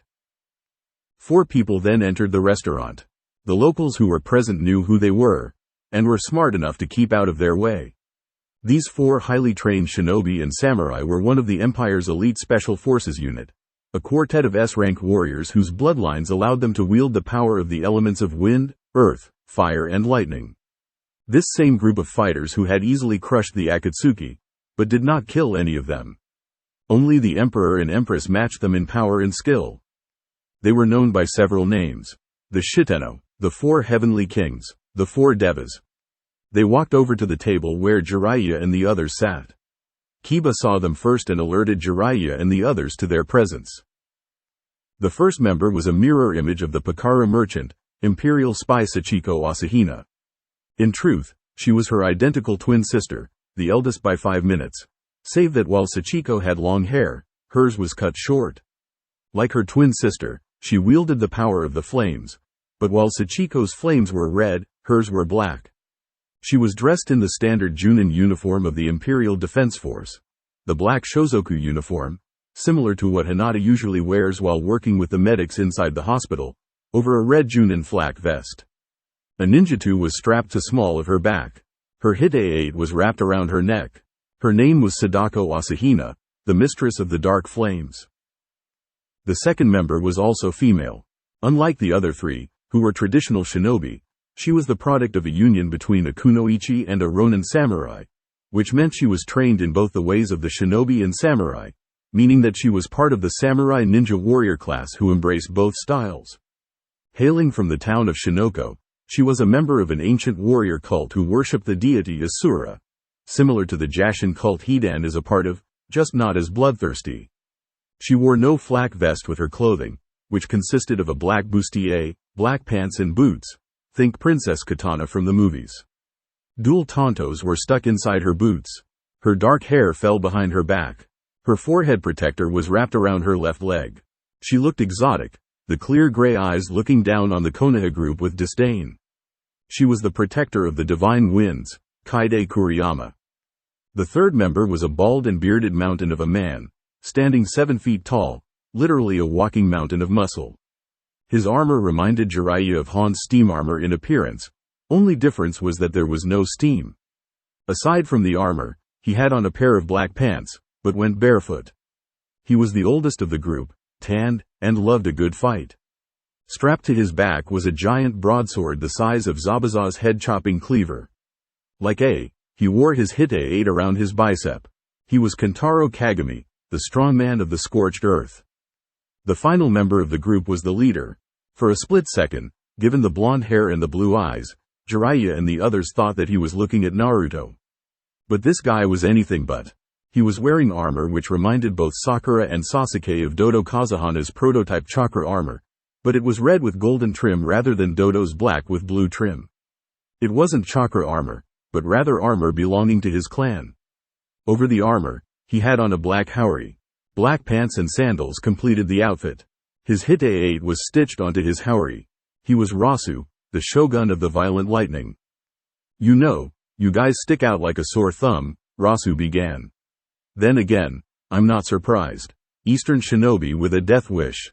Welcome to the West, tourists. Danzo frowned. We're not tourists, he rebuked. Oh, come on, Rasu replied. Here you are, in our home, taking in the sights, seeing what the Western Empire have to offer. Face it, you guys are tourists. Sasuke jumped to his feet, activating his Sharingan. Now look here, you. He backed away as Rasu raised one hand, index and middle finger extended. Ah! Rasu chided as golden lightning danced on his finger. You really should rein in your temper, Uchiha. Otherwise, I would have to explain why I had to fry your ass to my boss. Sasuke, don't, Jiraiya warned. I've heard of these four. These four are the 4 devas. He looked at Rasu. This is the one who had defeated Itachi and his partner. The old man speaks the truth, Rasu confirmed. We tagged along with the chief and his wife on an inspection tour to the east. The emperor gave us his blessings to test our skills against the Akatsuki. So long as we didn't kill any of them. He looked at Sasuke. So, you're Itachi's kid brother. I've seen better. Then again, I've seen worse as well. How dare you speak to me like that, you commoner? Sasuke snarled. Keep running your mouth, runt, and I'll do to you what I did to your brother, Rasu threatened. Upon hearing Sadako clear her throat, Rasu dispersed the lightning. Oh, right, you guys are to come with us. The Emperor and Empress Consort would like to have a word with you guys. We're here just to make sure that everything remains nice and civil. And keep your dog under control, Sadako warned Kiba. Otherwise, I will be forced to put him down. Hall of Sovereigns, Council Chambers.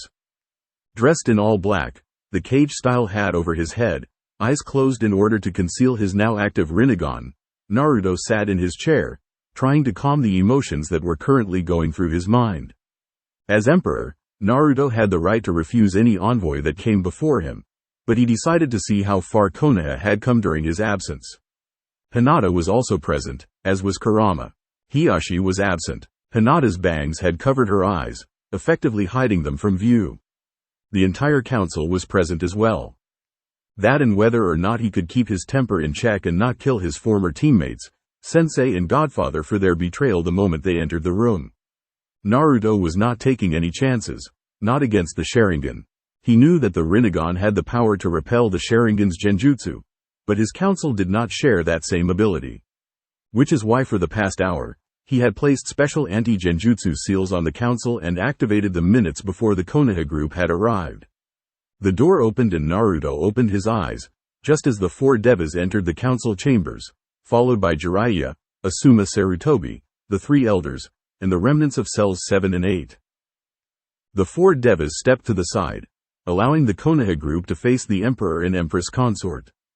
Jiraiya and the 3 elders were surprised to see A seated on the council as one of the emperor's advisors, as they had read the reports that A, his brother and several of their supporters were killed when A was overthrown.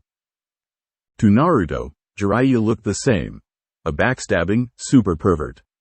Kakashi was all business, as the little orange book he usually read was not in sight. Sakura was dressed as a medic nin, complete with Junin vest. Sasuke, however, was sizing him up, Sharingan active, looking as arrogant as ever. Danzo was doing the same. Koharu and Hanmura looked on with growing anticipation, as if they were hoping for Naruto to accept their terms for an alliance. Akamaru was growling at Bijamaru, the wolf dog growling back, until Kiba shushed him. Looking at Hinata, he could not shake the fact that the Empress was someone familiar. Someone he knew very well. That, and for some strange reason, the red-headed woman seated next to the former Raikage smelled strongly of foxes. Naruto focused on Danzo. Aside from Koharu and Hanmura, the Warhawk had been in his side for the longest ever since his Genin days. A hidden Sharingan behind those bandages. And he's attempting to use it to try and sway the council. Good thing those anti-genjutsu seals I've designed are working. And indeed they were working, otherwise Naruto would have sensed the Sharingan's influence on the council members. What's this? Naruto thought as he continued to glare at Danzo. The Warhawk is not as crippled as he presents himself. A false arm underneath his robes with multiple Sharingans grafted. Combined with the Mokuton of the Senju clan. I wonder how the old hag and that idiot former teammate of mine would take it if I told them that the Warhawk ripped off their respective clans' bloodlines. Jiraiya, Koharu, Hanmura and Danzo stood side by side and bowed, the other Konoha shinobi following suit. All except Sasuke, who smirked at the Imperial Council at his blatant show of disrespect. Until Kakashi looked up, grabbed his former student by the back of the neck and forced him to bow as well. Jiraiya began to speak, acting as de facto negotiator. Lord Emperor, may your reign be a long and prosperous once. I am. Jiraiya of the legendary Sannin, Naruto began, using his chakra to mask his voice, just as he had done with Kabuto. One of 3 shinobi christened with the title by former Omegakure warlord Hanzo the Salamander. Former teammates include Tsunade Senju and Orochimaru. Trained by Hiruzen Sarutobi, deceased Sandaime Hokage of Konohagakure. Author of Icha Icha, and self-proclaimed super pervert. Jiraiya beamed. My reputation precedes me. I am honored. No, I just like to be informed of the major players in the East, Naruto replied, causing Jiraiya's expression to fall. The movers and shakers, if you will. Information is a valuable commodity, wouldn't you agree, old man? I take it that the Hyuga and the Ino Shikacho notified you about myself and of Konoha? Jiraiya asked. We confirmed Hiashi Hyuga and his nephew, which means you were the one behind the offer for asylum. They verified what we already know, Naruto replied.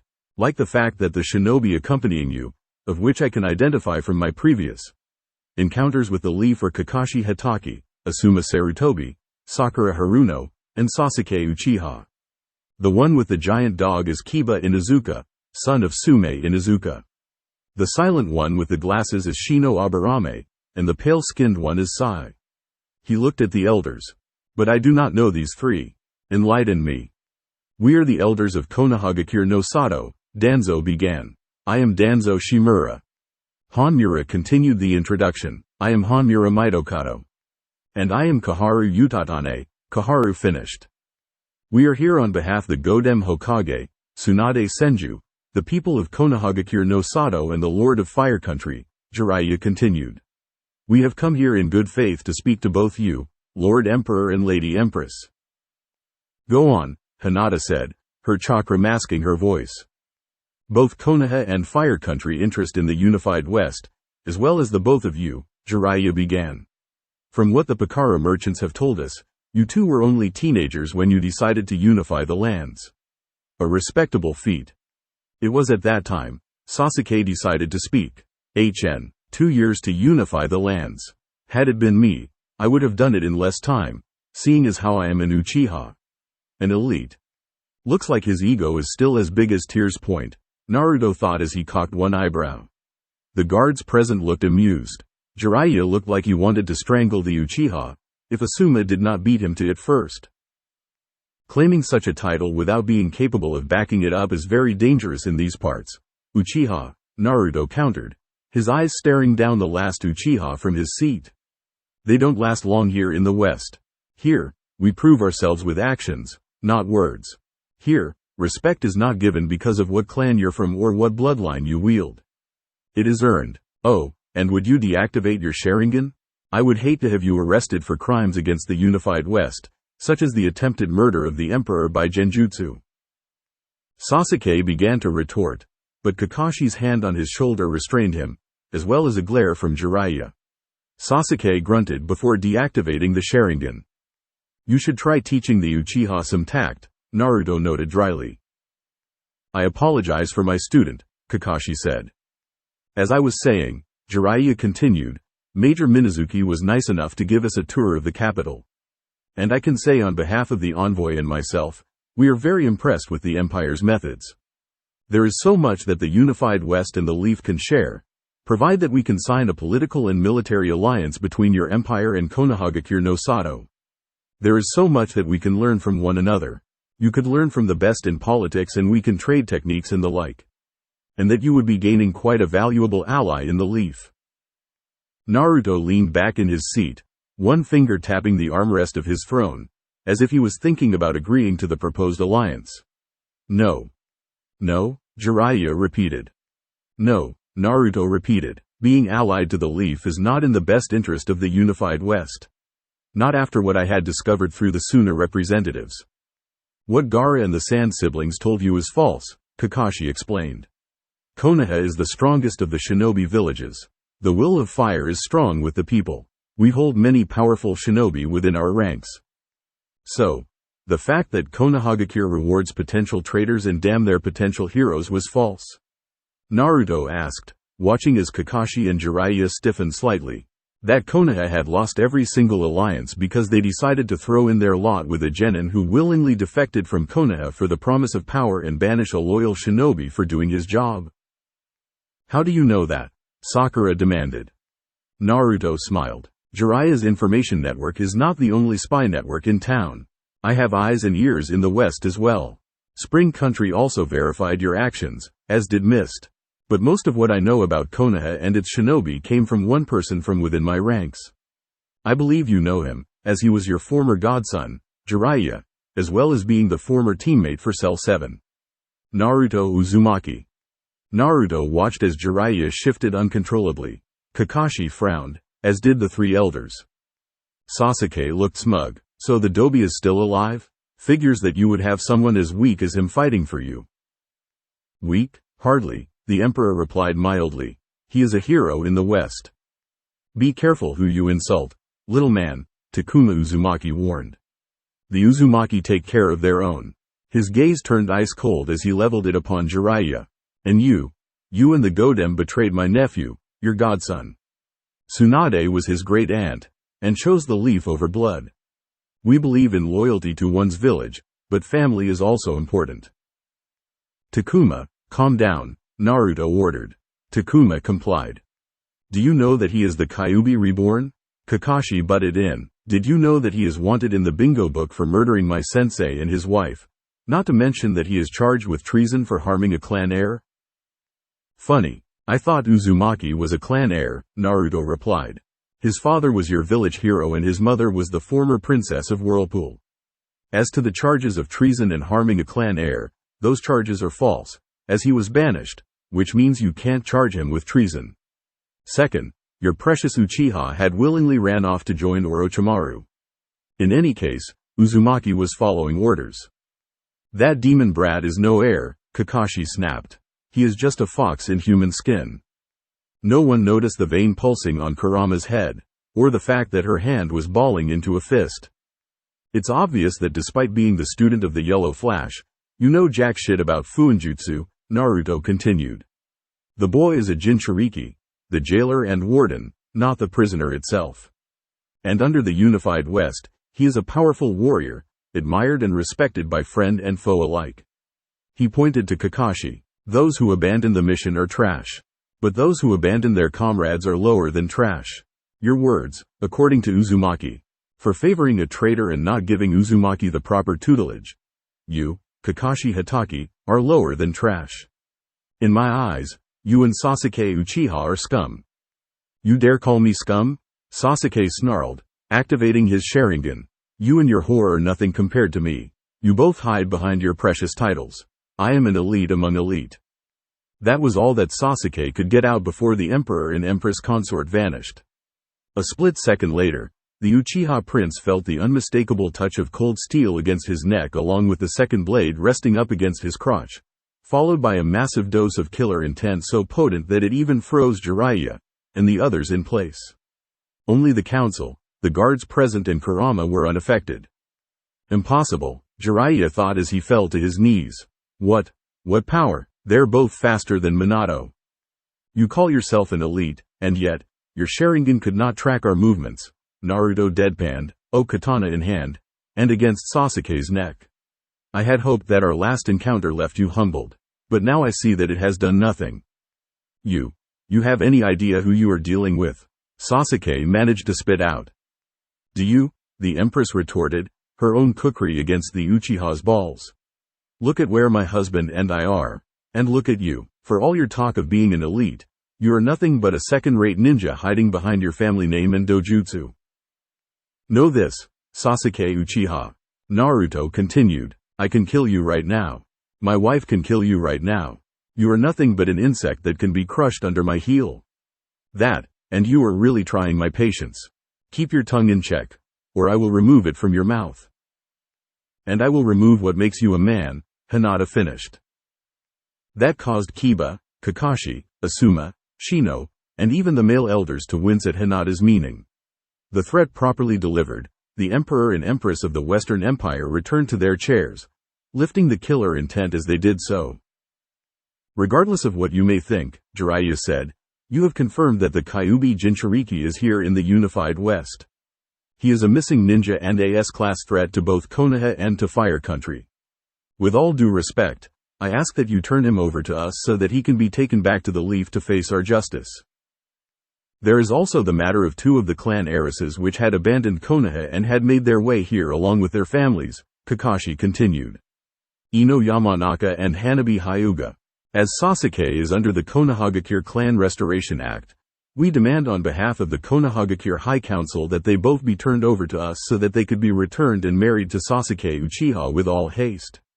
We also request that you hand over Tenten and Enko Mitarashi as well, for they both fall under the CRA.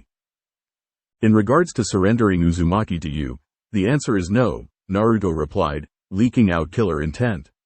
And in regards to Yamanaka and the Hyuga, not to mention the other two, again, the answer is no, as I have granted them and their families political asylum, as well as citizenship within the unified West. You, nor Konoha are in no position to make demands of myself and of my empire. Jiraiya puffed out his chest. You will regret this, Lord Emperor. You will not like Konoha as your enemy. In any case, I seriously would not want you nor Konoha as allies either, the Emperor replied.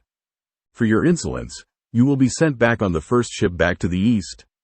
Thank whatever gods you worship that I do not send your bodies back to Konoha in 6 or 7 pieces, along with a declaration of war on your village and on Fire Country.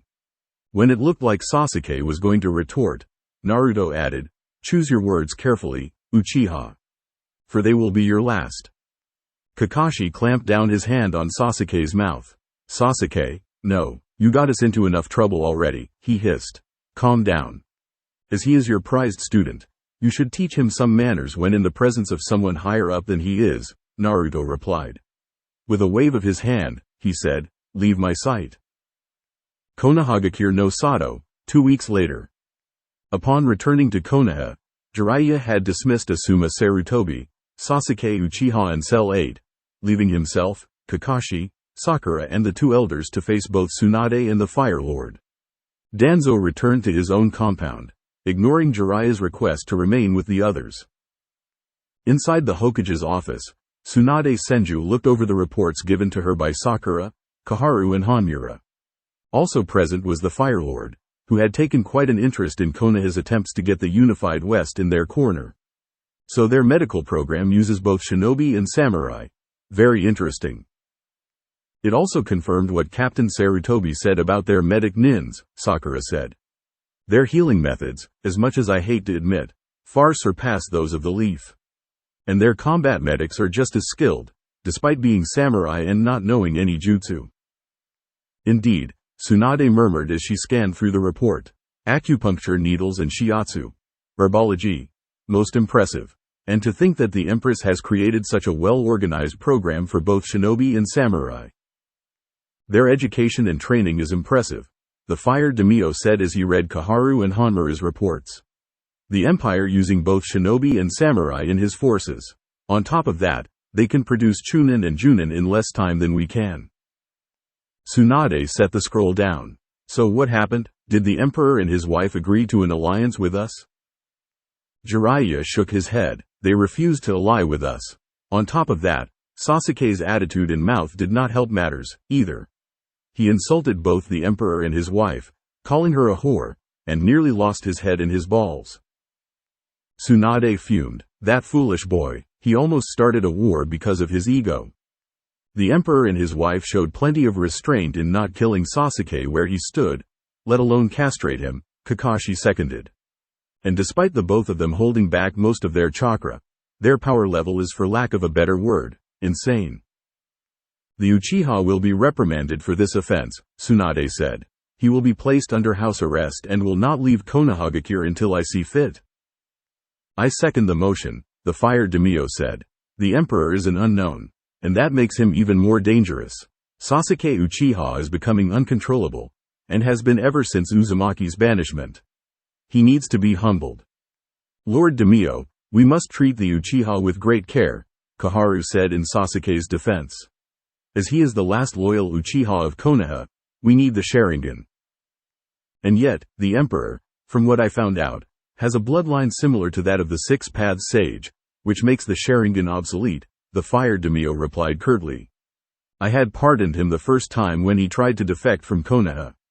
I will not be as merciful should he try to defect a second time. To Jiraiya and Kakashi, he said, continue. We have confirmed not only does the Emperor has the Rinnegan, but he did reveal to us one key bit of information regarding Naruto Uzumaki, reported Kakashi. Tsunade leaned forward in her chair. Please tell me that the brat is dead. Jiraiya shook his head. No, according to the Emperor, Uzumaki is alive. From the look of things, he fought alongside the Emperor in the wars unifying the continent. Meaning that the brat could have learned how to control his demon, Danzo surmised. Or that he has learned how to fight more effectively from the Emperor despite our sabotaging his training at the academy and Hatake not teaching him anything other than chakra control. He turned to Tsunade. We could have avoided this a long time ago had Sarutobi given him to me to train. There's more, Tsunade, Jiraiya continued. The Uzumaki clan is not extinct. I saw Takuma Uzumaki in the west. Impossible, the Uzumaki is gone, Tsunade rebuffed. I saw the reports. The Uzumaki had been wiped out. It looks like that Kushina was not entirely honest with us, the Toad Sage replied mildly. My guess is that she ordered Takuma to evacuate Whirlpool, and to take as many survivors as he can. Even worse, the Uzumaki is one of the main clans in the Empire, which means that the clan has rebuilt and is more powerful than it was back in the last Shinobi War. Hell, he's part of the Emperor's staff as one of his advisors. And he knows what we had done to his nephew, not to mention the fact that you are his great-aunt. I can care less what Takuma thinks, Tsunade replied flatly. Naruto killed the closest thing I had to a daughter. Kushina was his sister. He should hand Naruto over to us so we can finish what Minato had started. Better yet, he should kill the brat himself. So what do we do about the Kyuubi brat? Koharu demanded. We know that he is there in the west. We should at least try and retrieve him by using the Anbu. The Fire Daimyo shook his head. No, if the Emperor finds out that we were responsible for such an action, given Uzumaki's, he could declare war not only on Konoha, but he could wipe out all of Fire Country in retaliation. We can't sit here and do nothing, Koharu pleaded. If the Kyuubi brat is in the good graces of the Emperor, then he may turn his attention to us next. Only if we provoke him, the Daimyo replied. That means do not provoke in any shape, form of fashion, anyone from the west that comes here, especially those from the Pakara merchant house. And Sasuke Uchiha is not to say anything about what has happened in the unified west, under threat of permanent expulsion from the shinobi forces and his Sharingan sealed. Am I clear? The assembled ninja nodded, Kakashi disappearing in order to find his student and tell him of the Fire Lord's edict. Underneath Konohagakure no Sato. Tsunade has reprimanded Sasuke for his actions back in the west, Koharu said as she, Danzo and Hanmura walked down the corridors of Danzu's underground complex. Sai remained behind the trio. As of this moment, the Uchiha is under house arrest and cannot leave the village. Tsunade knows that Sasuke falls under my jurisdiction, Danzo replied. Only I can decide his punishment. Unfortunately, she has the backing of the Fire Lord, Hanmura said. Which means that his authority overrides your own. The Emperor and his council should have agreed to the alliance, Danzo thought. Kotoa Matsukami should have made sure of that. Could it be the power of the Rinnegan? On top of that, the Uzumaki clan lives. The Emperor has refused to join with us, Hanmura said. So now what do we do? There is no way around it, Danzo replied. If the Empire refuses to join us, then it is a threat to the Leaf. And if the Empire decides to join our enemies, that is a risk that we cannot take. I have been planning for something like this in the event that the Empire refused to come to our side. Such as, Koharu began. A decapitation strike, Danzo explained. Cut off the head of the snake, and the body dies. The Empire is only held together by the Emperor and his wife. Remove them from the equation, and the Empire will revert back into its warlike state. At the same time, we kidnap some of the Empire's top prospects and bring them back here in order to strengthen the Leaf.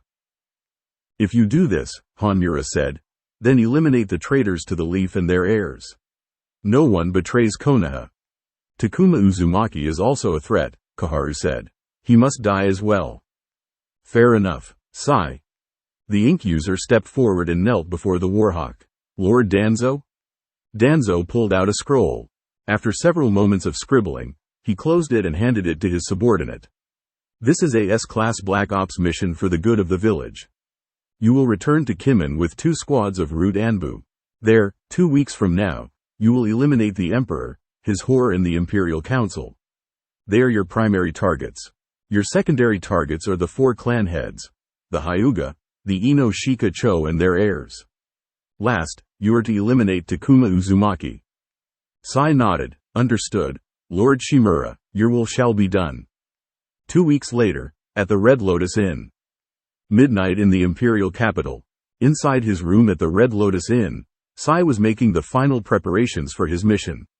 It had taken 2 weeks of covert preparation, but he and the 2 squads of Root Anbu who had came in disguised as tourists from the east were primed and ready to strike at the heart of the Imperial nation. Unfortunately for Sai, the innkeeper had recognized Sai from his previous visit with Jiraiya and the Konohagakure envoy, and notified his wife. Minutes later, Fu had delivered word that Sai had returned. The innkeeper began to report a rising number of tourists coming from the elemental countries, which had set off an automatic red flag to the Imperial Council. When it became clear that Danzo had sent Sai and a hit squad of Root Anbu to assassinate the senior Imperial hierarchy, Naruto quickly reacted. Which is why as Sai finished making the preparations, 1 squad of the Demon Brigade led by Haku, while the 2nd squad of Hellcats led by Yugito Ni, quickly and quietly intercepted the would-be assassins, incapacitated them, and had them brought to the Imperial complex for further questioning. With Sai's hit squad incapacitated, Naruto would deal with the ink user himself. A gentle knock on Sai's door had interrupted the ink user from his preparations.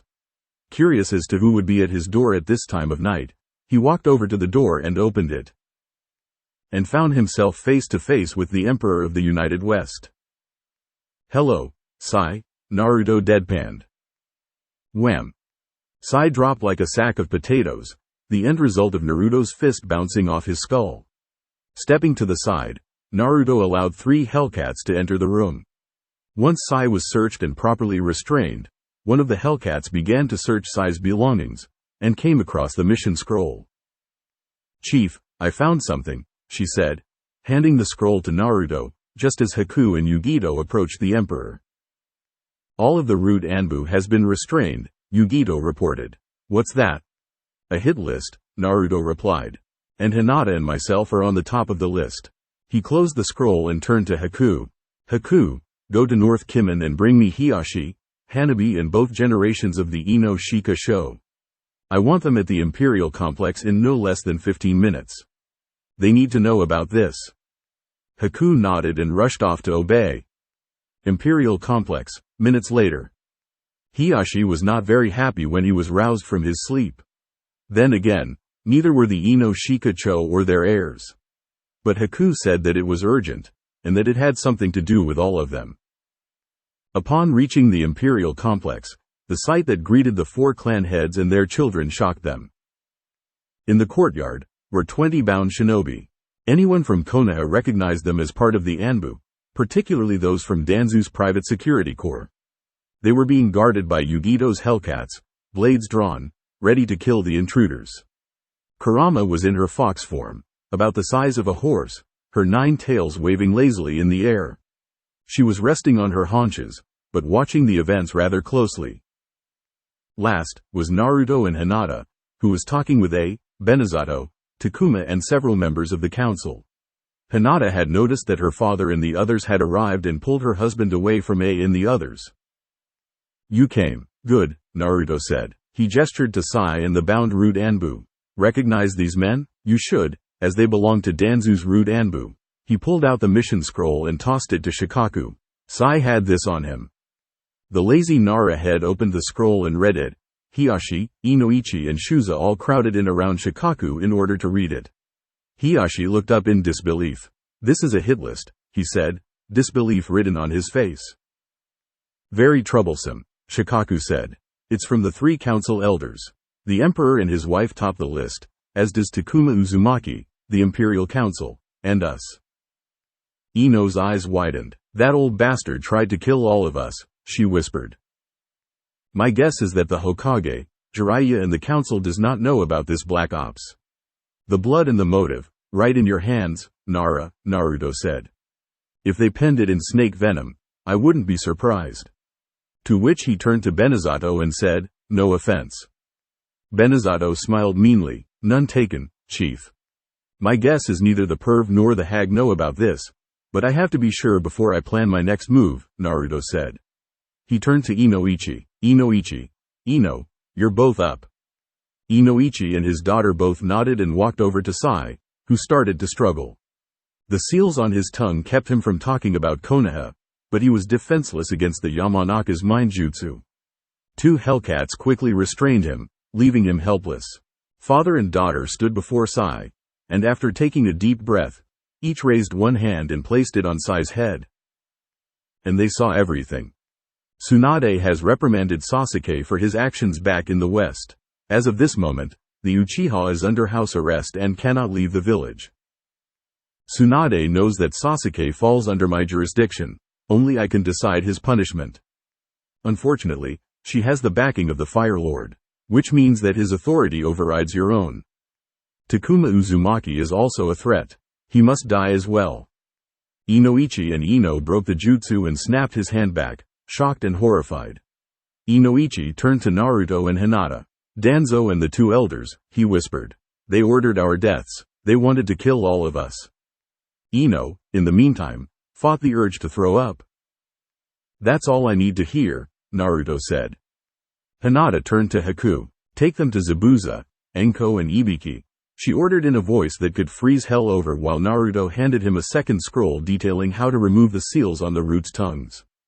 4 of them is more than enough for interrogation purposes. Execute the rest. Tell them that for these 4, the kid gloves are off. Nothing is out of bounds. At a bar and grill in Kimen, Zabuza Momichi and Ibiki Morino stopped in mid-drink. Is it just me, or do I have this sudden urge to kiss the Empress consort full on the mouth all of a sudden? Zabuza asked. Yeah, Ibiki seconded. It suddenly feels a lot like Christmas all of a sudden. At a nearby dango stand, Enko Mitarashi stopped in mid-bite. A psychotic smile crept across her lips as she found herself loving her job with the Imperial Interrogation and Torture Unit.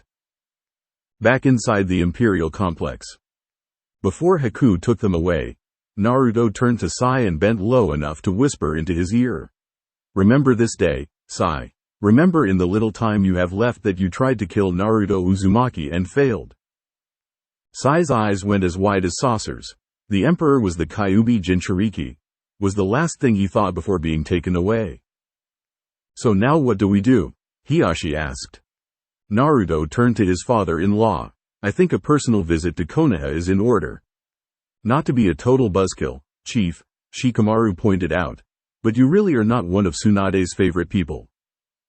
You forget who I am, Shikamaru, Naruto replied. I am the unpredictable one. Since the old hag is not responsible this time around, I'll leave her out of this. His expression darkened. Sarutobi's 2 teammates are past their time for retirement. I'm going to see to that personally. For Hiashi and the 3 clan heads and their heirs, they made a mental note. Note: do no piss Naruto and Hinata off. Ever. Konohagakure no Sato, 1 week later. Following a meeting with Danzo, Koharu and Hanmura had returned to their separate homes. When asked about the Kimen mission, Danzo had replied that Sai had not brought back word of the mission's status, but the Warhawk was not worried. Sai was one of his best operatives. The Root Anbu who had went with him were the pick of the litter. Danzo had no worries that Sai would be successful in his mission to decapitate the imperial hierarchy. Hanmura reached his home first. He had lived in a modest 2-story home in Konoha's residential district, 5 houses down from Koharu. Following the Konoha exodus, he decided a change in living quarters was in order. He had his eyes on the Nara ranch, but the Hyuga compound looked very promising. As midnight approached, Hanmura entered his home. Despite not being an active shinobi in decades, Hanmura could tell that something was amiss. Either that, or he was starting to get paranoid in his old age. From the shadows, Naruto Namikaze watched his target. Using the Demon's Gate Jutsu, he had arrived in Tanzuka town, far enough from Konoha. Rather than using a henge to disguise himself, Naruto instead wore the Anbu uniform pilfered from one of the Root Anbu who had tried to kill him along with Sai. Only this time, he wore a kitsune mask to hide his face. Sneaking into Konoha was easy enough. Security in Konoha was incredibly lax, as they had gotten complacent in their abilities. He had toyed with the idea of killing both Sasuke and Hitaki, but decided against it. Sasuke still had some use to him alive, and Zabuza wanted to take Kakashi's head himself. So he decided to check out the town. Using the Rinnegan, he spied on his former cellmates, the remnants of the Shinobi Council, and the civilians. No genjutsu he was not aware of. Even Jiraiya and Tsunade did not show signs of being under any type of genjutsu. As night fell, he hid inside the Namikaze estate, the seals allowing him access, as he was of the Namikaze line. To kill time before his personal mission, he even reinforced the seals so that Jiraiya could not break them. With his father's home secured and the midnight hour approaching, Naruto began his mission. When Hanmura entered his home, he had sealed his fate. Naruto knew he had to make his death look like either an accident or natural causes, or else Tsunade and the others would know that something is amiss. He knew that Koharu had heart problems and had her already taken care of. For Hanmura, however, he decided on a more straightforward approach. Hanmura began to ascend the stairs which led to the 2nd floor of his home. Imagine his shock and horror when upon reaching the 2nd floor landing, that a kitsune-masked Anbu emerged from the shadows, grabbed him by his shirt and had him hanging on his tiptoes over the stairs. The only thing keeping him from falling to his death was the ANBU's iron grip on his shirt. With his other hand, Naruto removed the kitsune mask, allowing the elder to get a good look of his face. "Recognize me now, Mitokado? I guess not. It has been 6 years since I was banished." Hanmura's eyes went wide. "You, Uzumaki?" he gasped. "You can call me Emperor," Naruto replied, enjoying the look of sheer terror on the elder's face. "Oh, yes, I know about Danzu's little plot to have myself killed, along with my wife, the council, my uncle and the clan heads who defected. I also know that you and Kaharu supported this little scheme. Don't worry, Kaharu will be joining you in death soon enough. It wasn't enough for you to kick me out of this cesspool for doing my job. Now, you and those 2 relics try and pull this stunt." "Naruto, please," Hanmura pleaded. "I'm sorry. We did what we thought was best." "I know that you're sorry, Councilman." Naruto's eyes then shifted into the Rinnegan. "But for the sake of argument, let's pretend that you are not." With that, Naruto released Hanmura, who fell backwards, screaming as he fell down the stairs. The screams stopped when Naruto heard the unmistakable sound of a neck snapping. The now dead councilman landed in a mangled heap on the first floor. Walking down the stairs, Naruto inspected the body. Hanmura was dead, his neck twisted at an unnatural angle. If the broken neck did not kill him, then the cracked skull most certainly did, the pool of blood pooling around his head. One down, Naruto thought as he secured his kitsune mask and vanished via Shunshin. Kaharu's home, minutes later. Kaharu Utatane sat at her table, sipping at her tea. It was her favorite, jasmine petal, and has been since her days in Team Tobirama. She had been worried that Sai had not sent word or returned from the west, and he was due back days ago.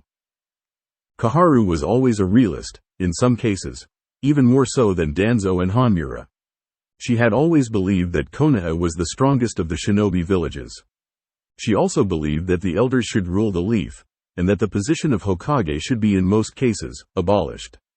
Well, not abolished, but the Hokage would be more of a figurehead. Only problem was that Tsunade was gaining more power and influence with the council. She continued to sip at her tea as an Anbu wearing a kitsune mask appeared from the shadows. Kaharu wasn't worried, as she assumed that the Anbu was one of Danzu's pets, and that if the root was inside her home, then that means that Danzo had an update on the Kimin mission. "I take it that Danzo has sent you to give me an update on the mission into the Empire?" Kaharu asked. She was most surprised when the Anbu pulled up a chair and sat down across from here. "No," the Anbu replied, right before removing his mask, showing Kaharu his face. Kaharu's eyes widened. The Anbu seated before her looked a lot like Minato Namikaze, but with Kushina Uzumaki's hair color. Her eyes narrowed slightly before they widened in realization as to who was seated across from her. "Naruto Uzumaki." "The one and only, you old bitch," Naruto replied. Kaharu continued to sip at her tea. "So you decided to show yourself after Sai and the Root Anbu murdered your beloved emperor," Kaharu snorted. "Is that it, demon? Some sort of misguided revenge?" "You'd think that, wouldn't you?" Naruto replied. "For the record, Sai failed in his quest. The emperor is still alive." "So you know him, then?" "I should," Naruto replied, eyes shifting into the Rinnegan. "The emperor is me, Utatane. Hinata Hyuga is my wife." Kaharu put the pieces together, hiding her shock that the demon of Konoha was the most powerful man in the West. "It was through your wife that the clan heads and their children were allowed asylum." "That, and the fact that out of all the clans in this village, the Hyuga and the Ino Shikacho trio saw me as what my parents wanted the entire village to see me as, a hero. Their children does not see me as a demon. By granting them asylum into my empire, I am merely repaying them for their kindness towards me." "So Sai failed," Kaharu murmured as she calmly sipped at her tea. "What now?" "Easy," Naruto replied. "I came here to watch you die." "Bold words, demon brat," Kaharu replied acidly. "You kill me, and then what? You won't make it out of Konoha, let alone Fire Country." She began to cough. "Tsunade will see to that." "The old hag can't see past her sake bottle," Naruto replied. "As to the part where I kill you, I did that 30 minutes ago before I paid your teammate a visit." Koharu blinked. Then she felt the pain in her chest. She began to gasp for air, the teacup falling from her hands and smashed upon impacting the floor. Her coughing grew even more violent, up to the point where she was coughing up blood. She stumbled to her feet and began to stumble around the room, all the while Naruto calmly sat at his chair. "Feel the pain in your chest, do you?" Naruto taunted. "The shortness of breath and the feeling of impending doom?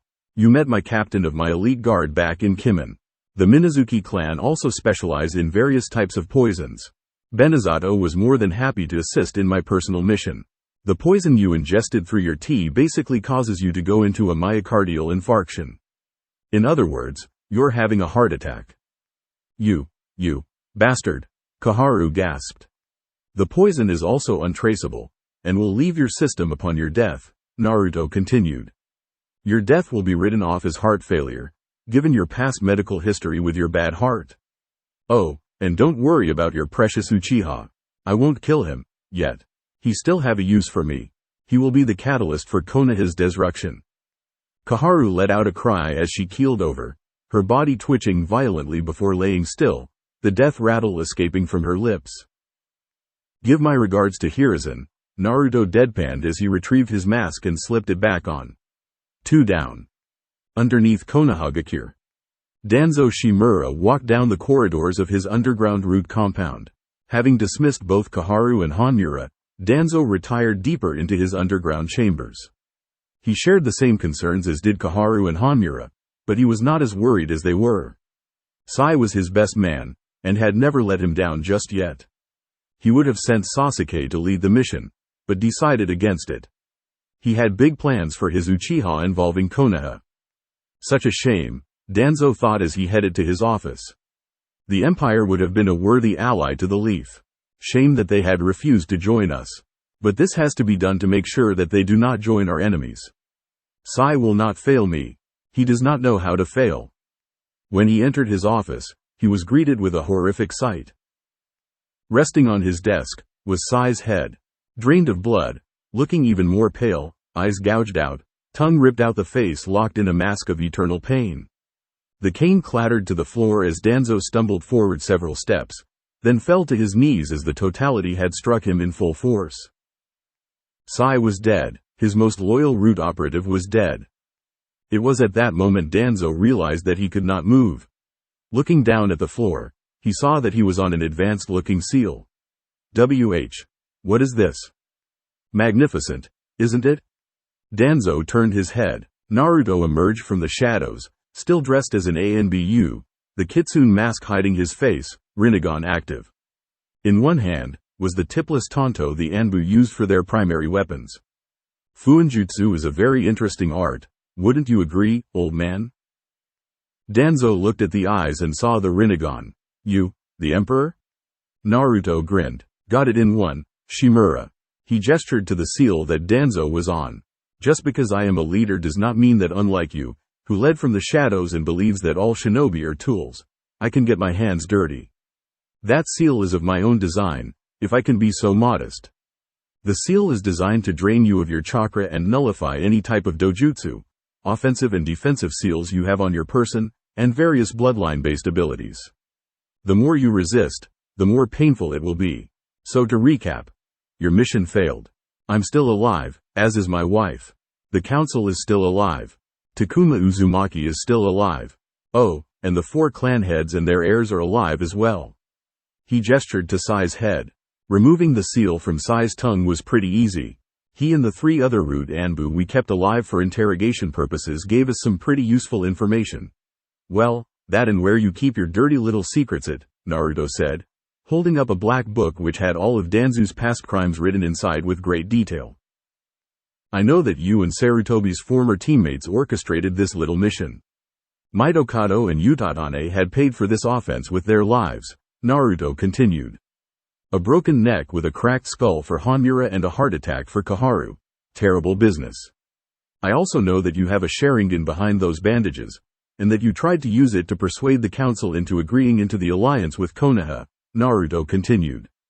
Like I said, Fuinjutsu is a very interesting art, especially when used to repel genjutsu. He tapped at the fake arm hidden inside his robes. I also know about the special arm with the multiple Sharingans and the Senju DNA grafted to you.